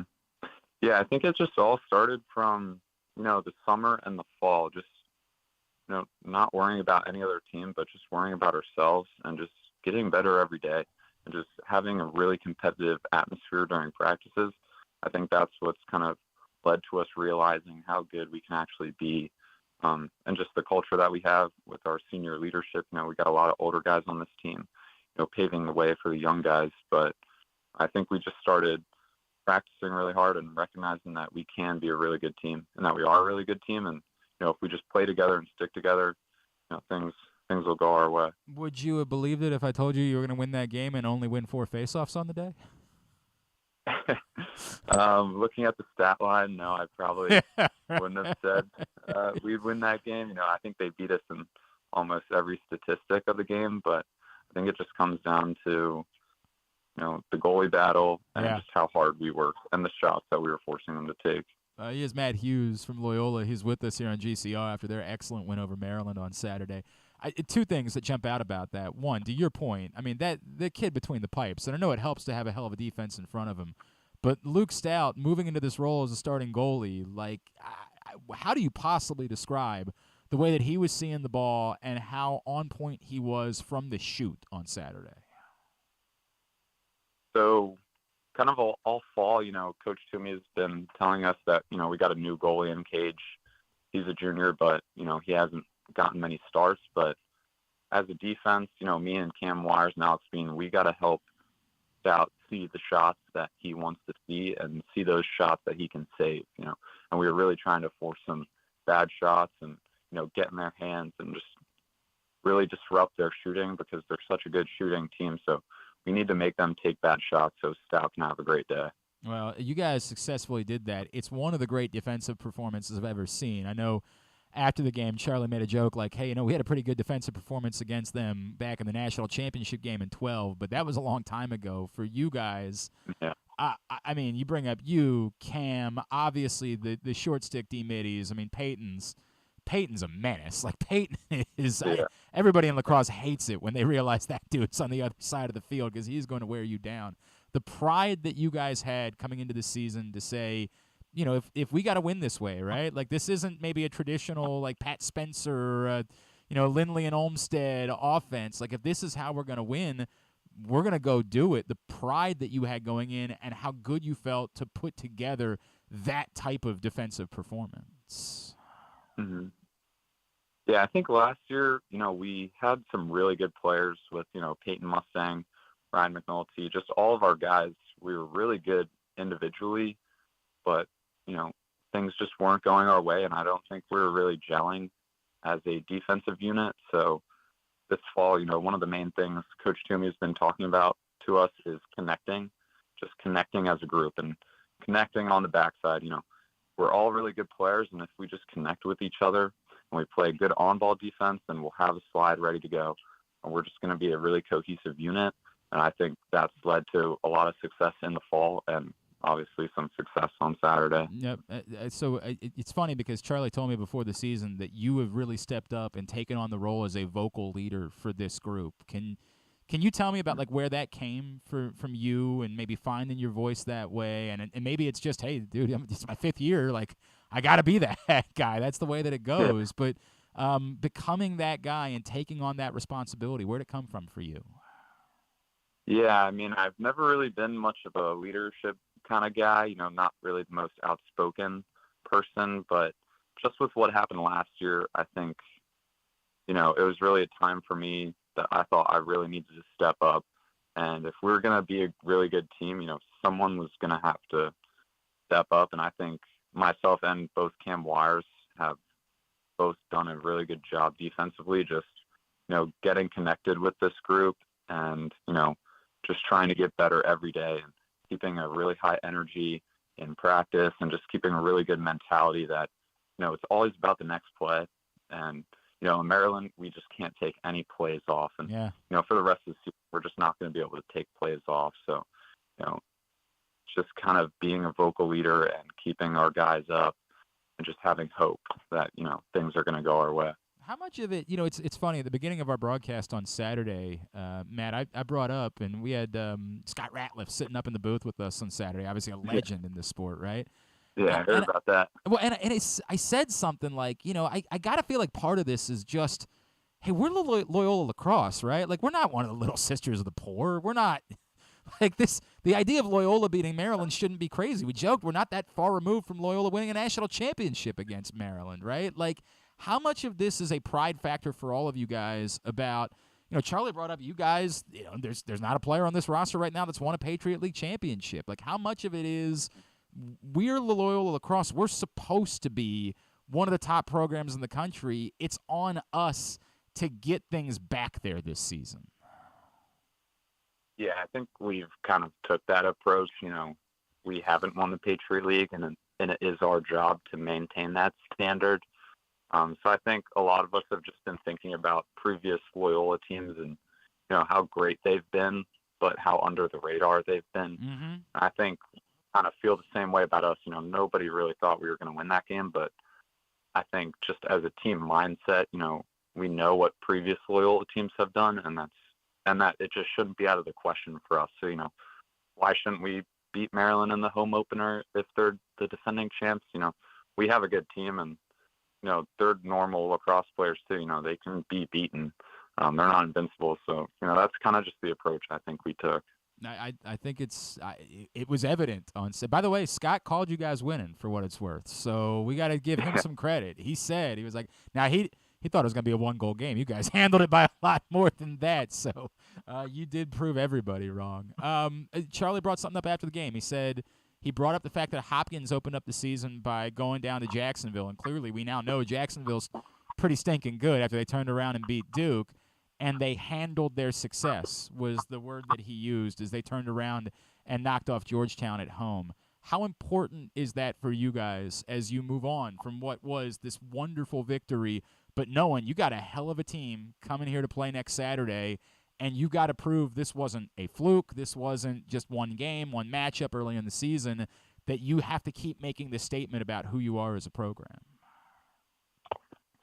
Yeah, I think he's been talking about handling success, and I think, that comes down to our guys getting healthy for this week and, just keeping a level of intensity that just makes everything competitive during practice. So we're still getting better. I don't think we want to just get complacent. There was some of that vibe last year of just complacency. And I think, as a leadership, and I think all the captains and everybody's in agreement that we need to keep pushing, and we need to keep pushing ourselves to just keep on getting better, because we have a really good team coming on Saturday, and they're going to fight. And it's how are we going to respond? How are we going to handle our success from this weekend moving forward? No doubt. I can't wait to see. It's going to be another, electric atmosphere on Saturday, man. As a lacrosse fan, I can't ask for a lot more. Like, I can't believe they pay me to come out and do these games, because this is just an awesome way to start the season with these two games back to back. Matt, are you on social media anywhere that anybody can give you a follow? Twitter, Instagram, anything like that? Yeah, I'm on Instagram. My name is Matt_Hughes50. That's about it. I don't have Twitter, so good for you. Instagram's all it is. Good. No, you ain't missing anything. Like, I promise you that. Your life is way better for not being bogged down by being on Twitter. Matt, dude, I don't know what else there is to say. It was a joy being out there for that, and what a performance. I can't wait to see more of it as the season goes along. Congratulations, and best of luck as you get ready for Saturday in Johns Hopkins. Thank you for hopping on with us for a few minutes this morning. Yeah, thank you, Glenn. I hope you enjoy this game on Saturday. It'll be a good one. Can't wait, man. That's Matt Hughes from Loyola checking in with us here on GCR. I can't say enough. I am blessed. I say this all the time. To get to call games for the best players in a sport, and I've had the joy to witness studs, right? Both, Stevenson. I get to see studs all the time. I don't think people realize that the D3 level of lacrosse is insane, especially from the teams that are really trying, right, at that level. But at Loyola, obviously I got to do Pat Spencer, right? But it ain't just Pat Spencer. Peyton Razanka is a monster. Matt Hughes is a monster. Cam Wires is a monster. And I don't take it for granted. Like, I hope that what we project in a broadcast is that I greatly enjoy getting to do it. I'm very fortunate to get to watch these guys who are at the highest level of the game. And that thing on Saturday, man, I talk about this all the time. If you're a Washington Capitals fan, God bless you. I don't want to fight about it. What we have here, there is so much cool here to be embraced.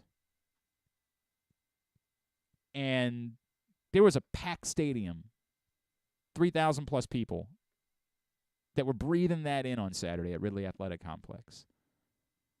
It was intense. It was awesome. And I expect the exact same thing. Again, weather permitting, because you never know what you're going to get in February. I haven't looked. I don't want to look. If it's good news, tell me. If it's not, don't. But as long as it's not miserable on Saturday, I expect the same thing. And I'm appreciative of the fact that I get to be a part of that. I'm appreciative of the fact that, they pay me money to come out and watch those games and attempt to describe what it is that I'm seeing. And on Saturday, it was awesome. It was just an awesome, awesome experience to be a part of that thing. And I can't wait for this Saturday. I can't wait. I am amped. Like, my blood is flowing. I was talking to my buddy Aaron LaRossa, the SID at Hopkins. Like, they got to play another game, right? Like, I want to go full in. I wanted to put Hopkins players on there. Like, hey, Glenn, we got Carolina. Like, kind of a big game. We got to worry about that first, and then we can talk about it. I'm like, all right, I get it. Like, we can't go into full-on game week. I want to give this, like, football game treatment. I'm so excited about it.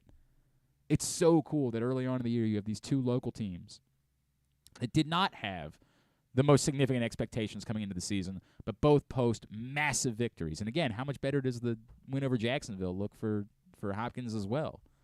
The chance that Hopkins could come into Saturday having beat Jacksonville, Georgetown, and North Carolina to start the season. It's going to be awesome, man. If you're just always going to be more into the NBA or the NHL, I get it. They show those highlights on SportsCenter. Like, that gets more attention on Twitter. I'm not at a fighting. I don't want to fight about it. I don't want to tell you that you're a bad local sports fan because of it. I just wish that more of you would embrace the amazing things that we have locally. And what you're going to see on Saturday is going to be amazing. It's going to be an incredible atmosphere. It's going to be an awesome game. It's just going to be a whole lot of fun. Is somebody here? Is it somebody that we know? All right. Well, we'll see what's going on there. I hope they're friendly. I hope that we like these people. Just spectacular, man. Just a spectacular thing to be involved with, and I can't wait. Cannot wait for this. And by the way, on the Maryland side of things, I think they're going to be fine. I think they're going to be just fine. So there's some plumbing issues going on at the other. You got to be kidding me. On the other side of the building, and they wanted to check to make sure ours is.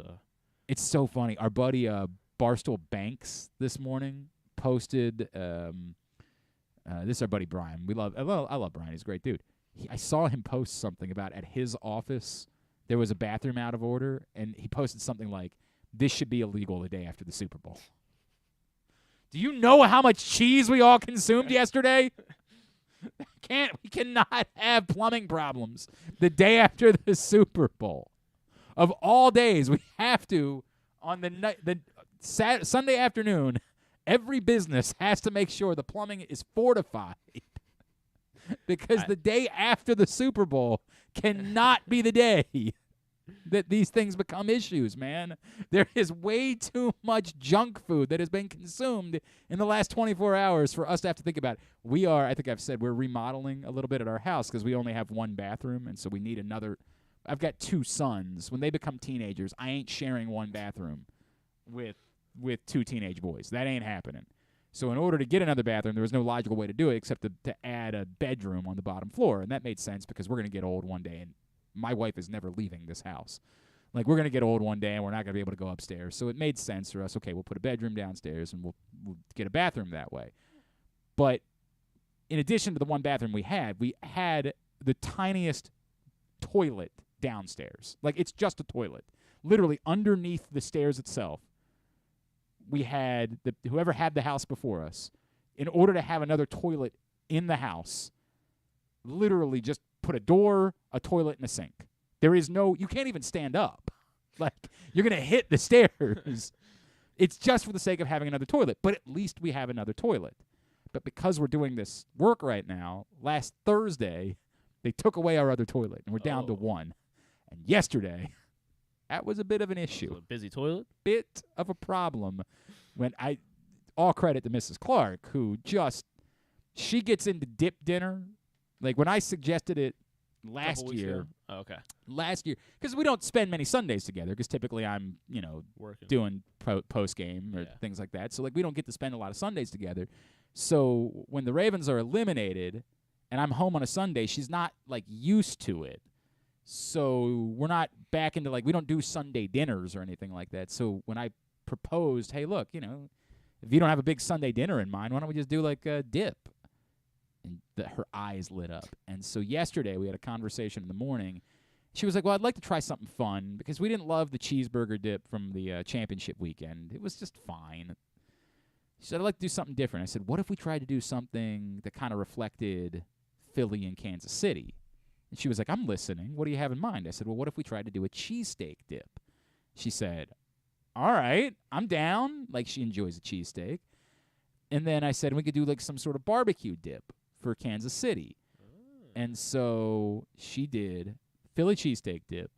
She did which was good. She did a Kansas City style, and I get that like it would have been more Kansas City if it had been brisket or burnt ends or something like that, but she did pork with Kansas City style barbecue sauce in a dip. It basically was just pulled pork with cheese. Like, I mean, it was perfect. Like, it was the perfect thing to dip something into. It was excellent. And then she did her traditional buffalo chicken dip, but she did it in a football-shaped bread bowl. Like, she went all in last night. My God, it was the greatest performance she's ever had in her life. Like, she gave birth to 2 children. This was more impressive. I'm being just as honest as I can. But the problem was we only had one bathroom. Only had one operating toilet in the house. I was not drinking, thankfully, but had I been, I would have just used the outside bathroom for that problem. There did end up becoming a bit of an issue last night in the Clark household. It's a real issue in corporate America today to not have your plumbing working correctly. That can't happen. Are we okay? I feel like we're gonna be okay. I used it when I first came in. All right. Just for number one. We're good. But, all right. We got it. We better be good. Yeah. We better be good. All right. Great stuff. Appreciate Matt Hughes hopping on with us, and look forward to Loyola. What, they need you? Yeah. Can you take us to break? Yeah, sure. We got one more break we got to hit. Can we still do that? Are you the expert on all things? Are you our advisor for the plumbing?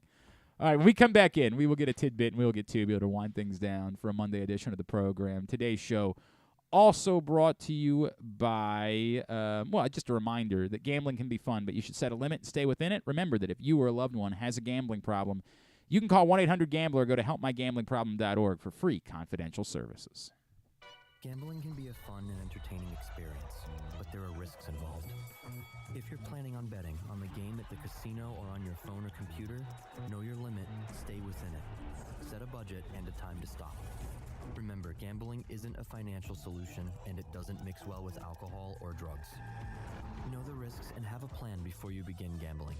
For free and confidential services, call 1-800-GAMBLER 24/7 or go to helpmygamblingproblem.org. The latest edition of Press Box is available now, and it's our annual Best Of issue. On the cover, we recognize Orioles catcher Adley Rutschman as our 2022 Mo Gabba Sports Person of the Year, and he sits down with us to discuss how his arrival in Baltimore was simultaneous with the Birds' turnaround. Also inside, we recognize the top people, performances, and moments of the year throughout the local sports scene. Press Box is available for free at over 500 area locations, including 60 Royal Farm stores, and you can always find the entire edition as well as the best daily coverage of the Orioles, Ravens, and Terps at PressBoxOnline.com. That first sip. That first bite. Start your day off right with a delicious breakfast at Royal Farms. Choose from a fantastic selection of fresh Royal Farms breakfast sandwiches and top it off with a rich hot cup of the freshest coffee in the world. At Royal Farms, breakfast is available day and night. It's the freshest breakfast in the world. Real fresh, real fast. Royal Farms. Make the most out of every day in your Toyota RAV4. Available in hybrid or gas-only models. A RAV4 can get you where you want to go in style. Check out buyatoyota.com for deals on new RAV4s from your local Toyota dealer today. The Baltimore County Police Department is hiring. Entry-level officers start at over $60,000 and over $64,000 for lateral officers, with $10,000 signing bonuses available. Plus, cadets start at over $32,000. Great benefits are available like medical, dental, and vision insurance, tuition reimbursement, 15 sick days per calendar year with no limit, career advancement to more than 20 specialized units, and more, with further incentives for military service members and veterans. A passion for service, a career for life with the Baltimore County Police Department. Find out more at joinbaltimorecountypd.com or call 410-887-5542. Must be a United States citizen, have a valid driver's license, and a high school diploma or GED equivalent. If you miss anything on the show, don't forget that you can watch full episodes at youtube.com/pressboxonline, and you can download podcasts on Apple, iTunes, Amazon, and Grindr. Wait, did I say Grindr? I don't think that you would find it on Grindr. Not that I know it's on Grindr or anything, I swear. On second thought, you know what? I don't care what you think. Here's Glenn. Have you made contact with Canzalis yet? No, not yet. Not yet. I would like answers about this. I also need to touch base with Melissa so we can get the pork popsicle thing figured out. We got to. Maybe I'll assign you that this week. We got to get Melissa and John Proctor. I mean, on I can board. go ahead and I guess do my underwear thing. I guess whenever I get home today. You just go ahead and knock it out? Yeah, just knock it out. All right, just make sure that Ken wasn't planning on doing the same thing. Make sure that Ken knows he also lost, right? Like, make sure that he's aware that he also has to do it.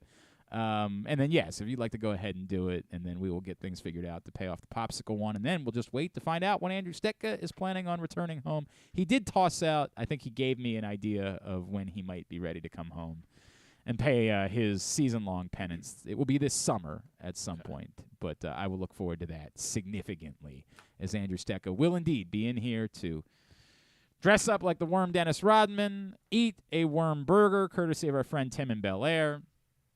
I believe Tim told me he did a hoagie dip last evening in honor of because Tim has a history of doing opposing city-inspired foods. Tim actually inspired why it was that I asked my wife to do the various dips last evening. But Tim will prepare that, and he will also, of course, do the worm Scotty 2 Hottie style and then take a Rikishi style stink face. What are you giggling about over there? Like, what just are you? Ken texted me. He's just like, whatever. What are you mad about, Ken? You lost. I mean, you had a decent week. You went 5-4. It's not like it was terrible. It was just that you picked heads like an idiot. It's so stupid. Why would you pick heads? Why would you do that? I'm mad I picked the over. I'm mad I picked the over. No. The other things are totally understand. The only thing in there that it's almost That's the only one that doesn't. That it's almost I'm as not dumb. mad about. It's almost as dumb as it would have been to pick not a touchdown for Travis Kelce, right? Yeah. Like, that was the most obvious thing on the board. The second most obvious thing is you take tails because tails literally never, in the history of humanity, every coin flip of all time has always been tails. Everyone knows that. It never fails, Griffin. Never. You two idiots I don't took have a coin. heads. I could probably flip a coin right now, and it'd probably be heads. No, it wouldn't. It's never failed. I bet it would. It's never failed, Griffin. I'll go 48 hours. Ever. It's never failed. In the history of time, never failed. And we have a legitimate situation here in the office. Yeah, we do have a legitimate situation. Yes. All right, looks like, I'll do mine today. I'll do my underwear pick today. And when's Ken going to do his? Later in the week at some point. All right. What's he got to get tanned or something? What the hell? Needs a couple of days. Just said he can't today. He just said he can't today. I don't think he can change the reality of what it is that we're going to be seeing, buddy. I think it's going to be what it is. I might be making a trip to Glory Days at some point today. Might be. Not for the food.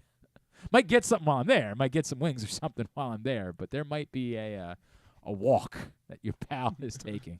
It's so funny. The moment that you said there was an actual plumbing problem, you didn't have to go. I started to feel something happening in my stomach. Oh, no. Oh, no. It could be a long, long day. And, of course, of all the days, Griffin's got me here until like 5:30 today so I could record something for tomorrow's show. That was my plan. Like, my thought was, we'll just leave, right? Like, I'll just leave, go work from home. Now that I got internet again at home, I could just go work from home. I could, go to the gym, do those things. Nope. I am stuck here. Stuck here until 5:30 with no plumbing. It is unacceptable. It is very unacceptable for that to be the case. All right, we are winding down for a Monday edition of the program. Let's get a tidbit. Tidbit is also brought to you by PressBoxOnline.com/offers. Just because football season is over doesn't mean that betting is over. Lots of huge events coming up. The Daytona 500. We are, start thinking about it, right? We're on the cusp of the World Baseball Classic, and then the start of baseball season, and the Masters, and the NCAA tournament. The next couple of months are huge betting months, and you can take advantage of great offers that are still available like $200 worth of bonus bets when you bet $5 with DraftKings. Go to PressBoxOnline.com/offers. Click on the DraftKings link. Get signed up, and there's plenty of other offers available to you for you to take advantage of. Again, PressBoxOnline.com/offers. What you got? All right, got a couple from after last night's the big game, last night's Super Bowl. Jalen Hurts now joins one other player with 3 rushing touchdowns in a Super Bowl. One other player? Yeah. Is it Tim Anderson? It is not Tim Anderson. 3 other rushing touchdowns. All right, well, I mean, I'd be stupid. Emmitt Smith. Not Emmitt Smith. Emmitt Smith had 2 at some point. I forget when. Walter Payton. Not Walter Payton. It was in 1998. 1990. And it wasn't Emmitt Smith. 1998. It was January of 98, so it was a 97 season. So, Terrell Davis. Terrell Davis. My fault. The Broncos. Yes. Had 3 rushing touchdowns. Yes. He also became the first player, Jalen Hurts did, the first player to rush for multiple touchdowns and have a passing touchdown. Congratulations. First Super Bowl. And he's never won the Super Bowl. I mean, he's never won the Super Bowl. It's a tough. I saw somebody today say if there was ever a time for a losing player to be MVP of the Super Bowl, you could make the argument. Yeah. It's happened once before. I think famously, we brought it up last week. Chuck Halley is going to go into the Pro Football Hall of Fame in this year's class. He was the MVP of Super Bowl V, despite the fact that the Baltimore Colts defeated the Dallas Cowboys. He's the only losing player to ever be named MVP of a Super Bowl. And I saw that float around like if there was ever an argument. I would agree with that, if not. Again, there are 2 problems with that argument. The first being the fumble, right? Yeah. Like the fumble, he could still have been MVP if the Eagles won, but for sure, despite the fumble. But the fumble really invalidates any argument for him to be a losing team MVP because he did also contribute to the loss in the process. And then the second part is there can't be a really good candidate to be MVP on the winning team side in order for a losing team to have an MVP. Patrick Mahomes, the only drive in the second half the Chiefs didn't score a touchdown was the one where they purposely stopped themselves on the 1-yard line. If they didn't purposely prevent themselves from doing it, they would have gone 4 for 4 touchdowns in the second half. Patrick Mahomes, while again, statistically it wasn't his greatest game in the history of his career, he was a very good candidate for Super Bowl MVP. So because of that, there was no argument for Jalen Hurts to be a losing MVP. In the last 40 seasons, teams who have a fumble recovery touchdown, as we talked about that fumble, are 5-0 in the Super Bowl. Now 5-0 after the Chiefs won last night. So if you get a fumble recovery touchdown, team's going to go on to win the game. That is kind of wild. That is kind of wild, right? And now teams are now 2-26 when trailing by 10 or more points at halftime of a Super Bowl. 2-26 all time. Who is the other one? The other one is, of course, 28-3.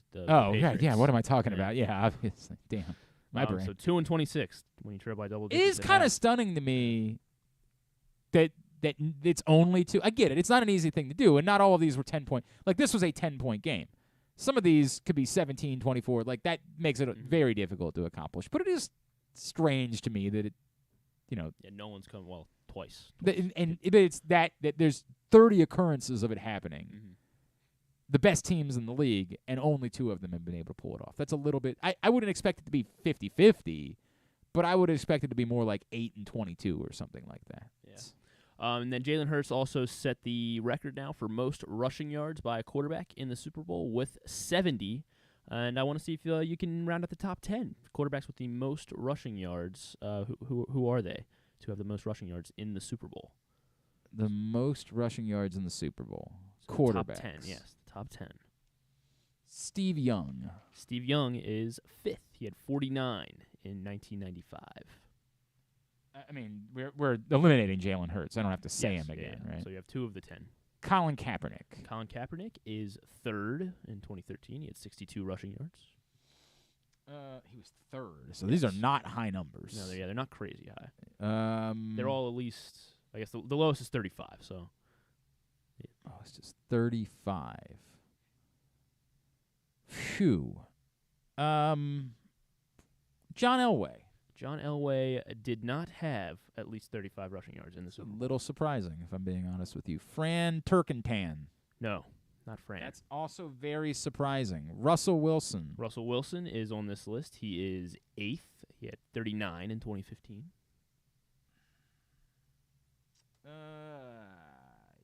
Yeah, Cam Newton. Cam Newton, 45 in 2016. Puts him Hauser's 6th. Hauser's bouts. Ay. Steve McNair? Steve McNair, he is number 2, so he held this record Really? since 2000. He held this record, 64 yards in the 2000 Super I Bowl. don't remember him. I remember the one play, obviously, late in the game was huge that set them up in order to have the heartbreak of getting to the 1-yard line, but I don't remember a lot of other rushes in that game. Mahomes? Yes, Mahomes had 44 last night, Okay. and so now he is 7th on this list. Okay. Looking for 3 more. There's just not good options is the problem. Like Looking for number 4, and then 9 and 10. 9 and 10. I mean, Donovan McNabb wasn't a runner, but I'll just say Donovan McNabb. Not Donovan McNabb. Man, there is not Aaron Rodgers. Not Aaron Rodgers. It's a little surprising. This guy did it number 4, he did it in 1985. What? I don't ask you to do that. Okay, sorry. It's when I ask for hints. All right, I'll give you a hint. 85. Joe Montana? Joe Montana had 59 rushing yards. Sure. In that Sure Super Bowl. he did. Sure. More than Steve Young ever did. You said there's 2 more? 2 more. We're looking for 9 and 10. All right, give me something. Okay, this guy did it. He did it this millennium. Did it this millennium. Between 2000 and 2010. I'll tell you that. Between 2000 and 2010. And he did not win. Jake Delhomme. Not Jake Delhomme. NFC. It is an NFC team. It's an NFC team that lost in the Super Bowl between 2010.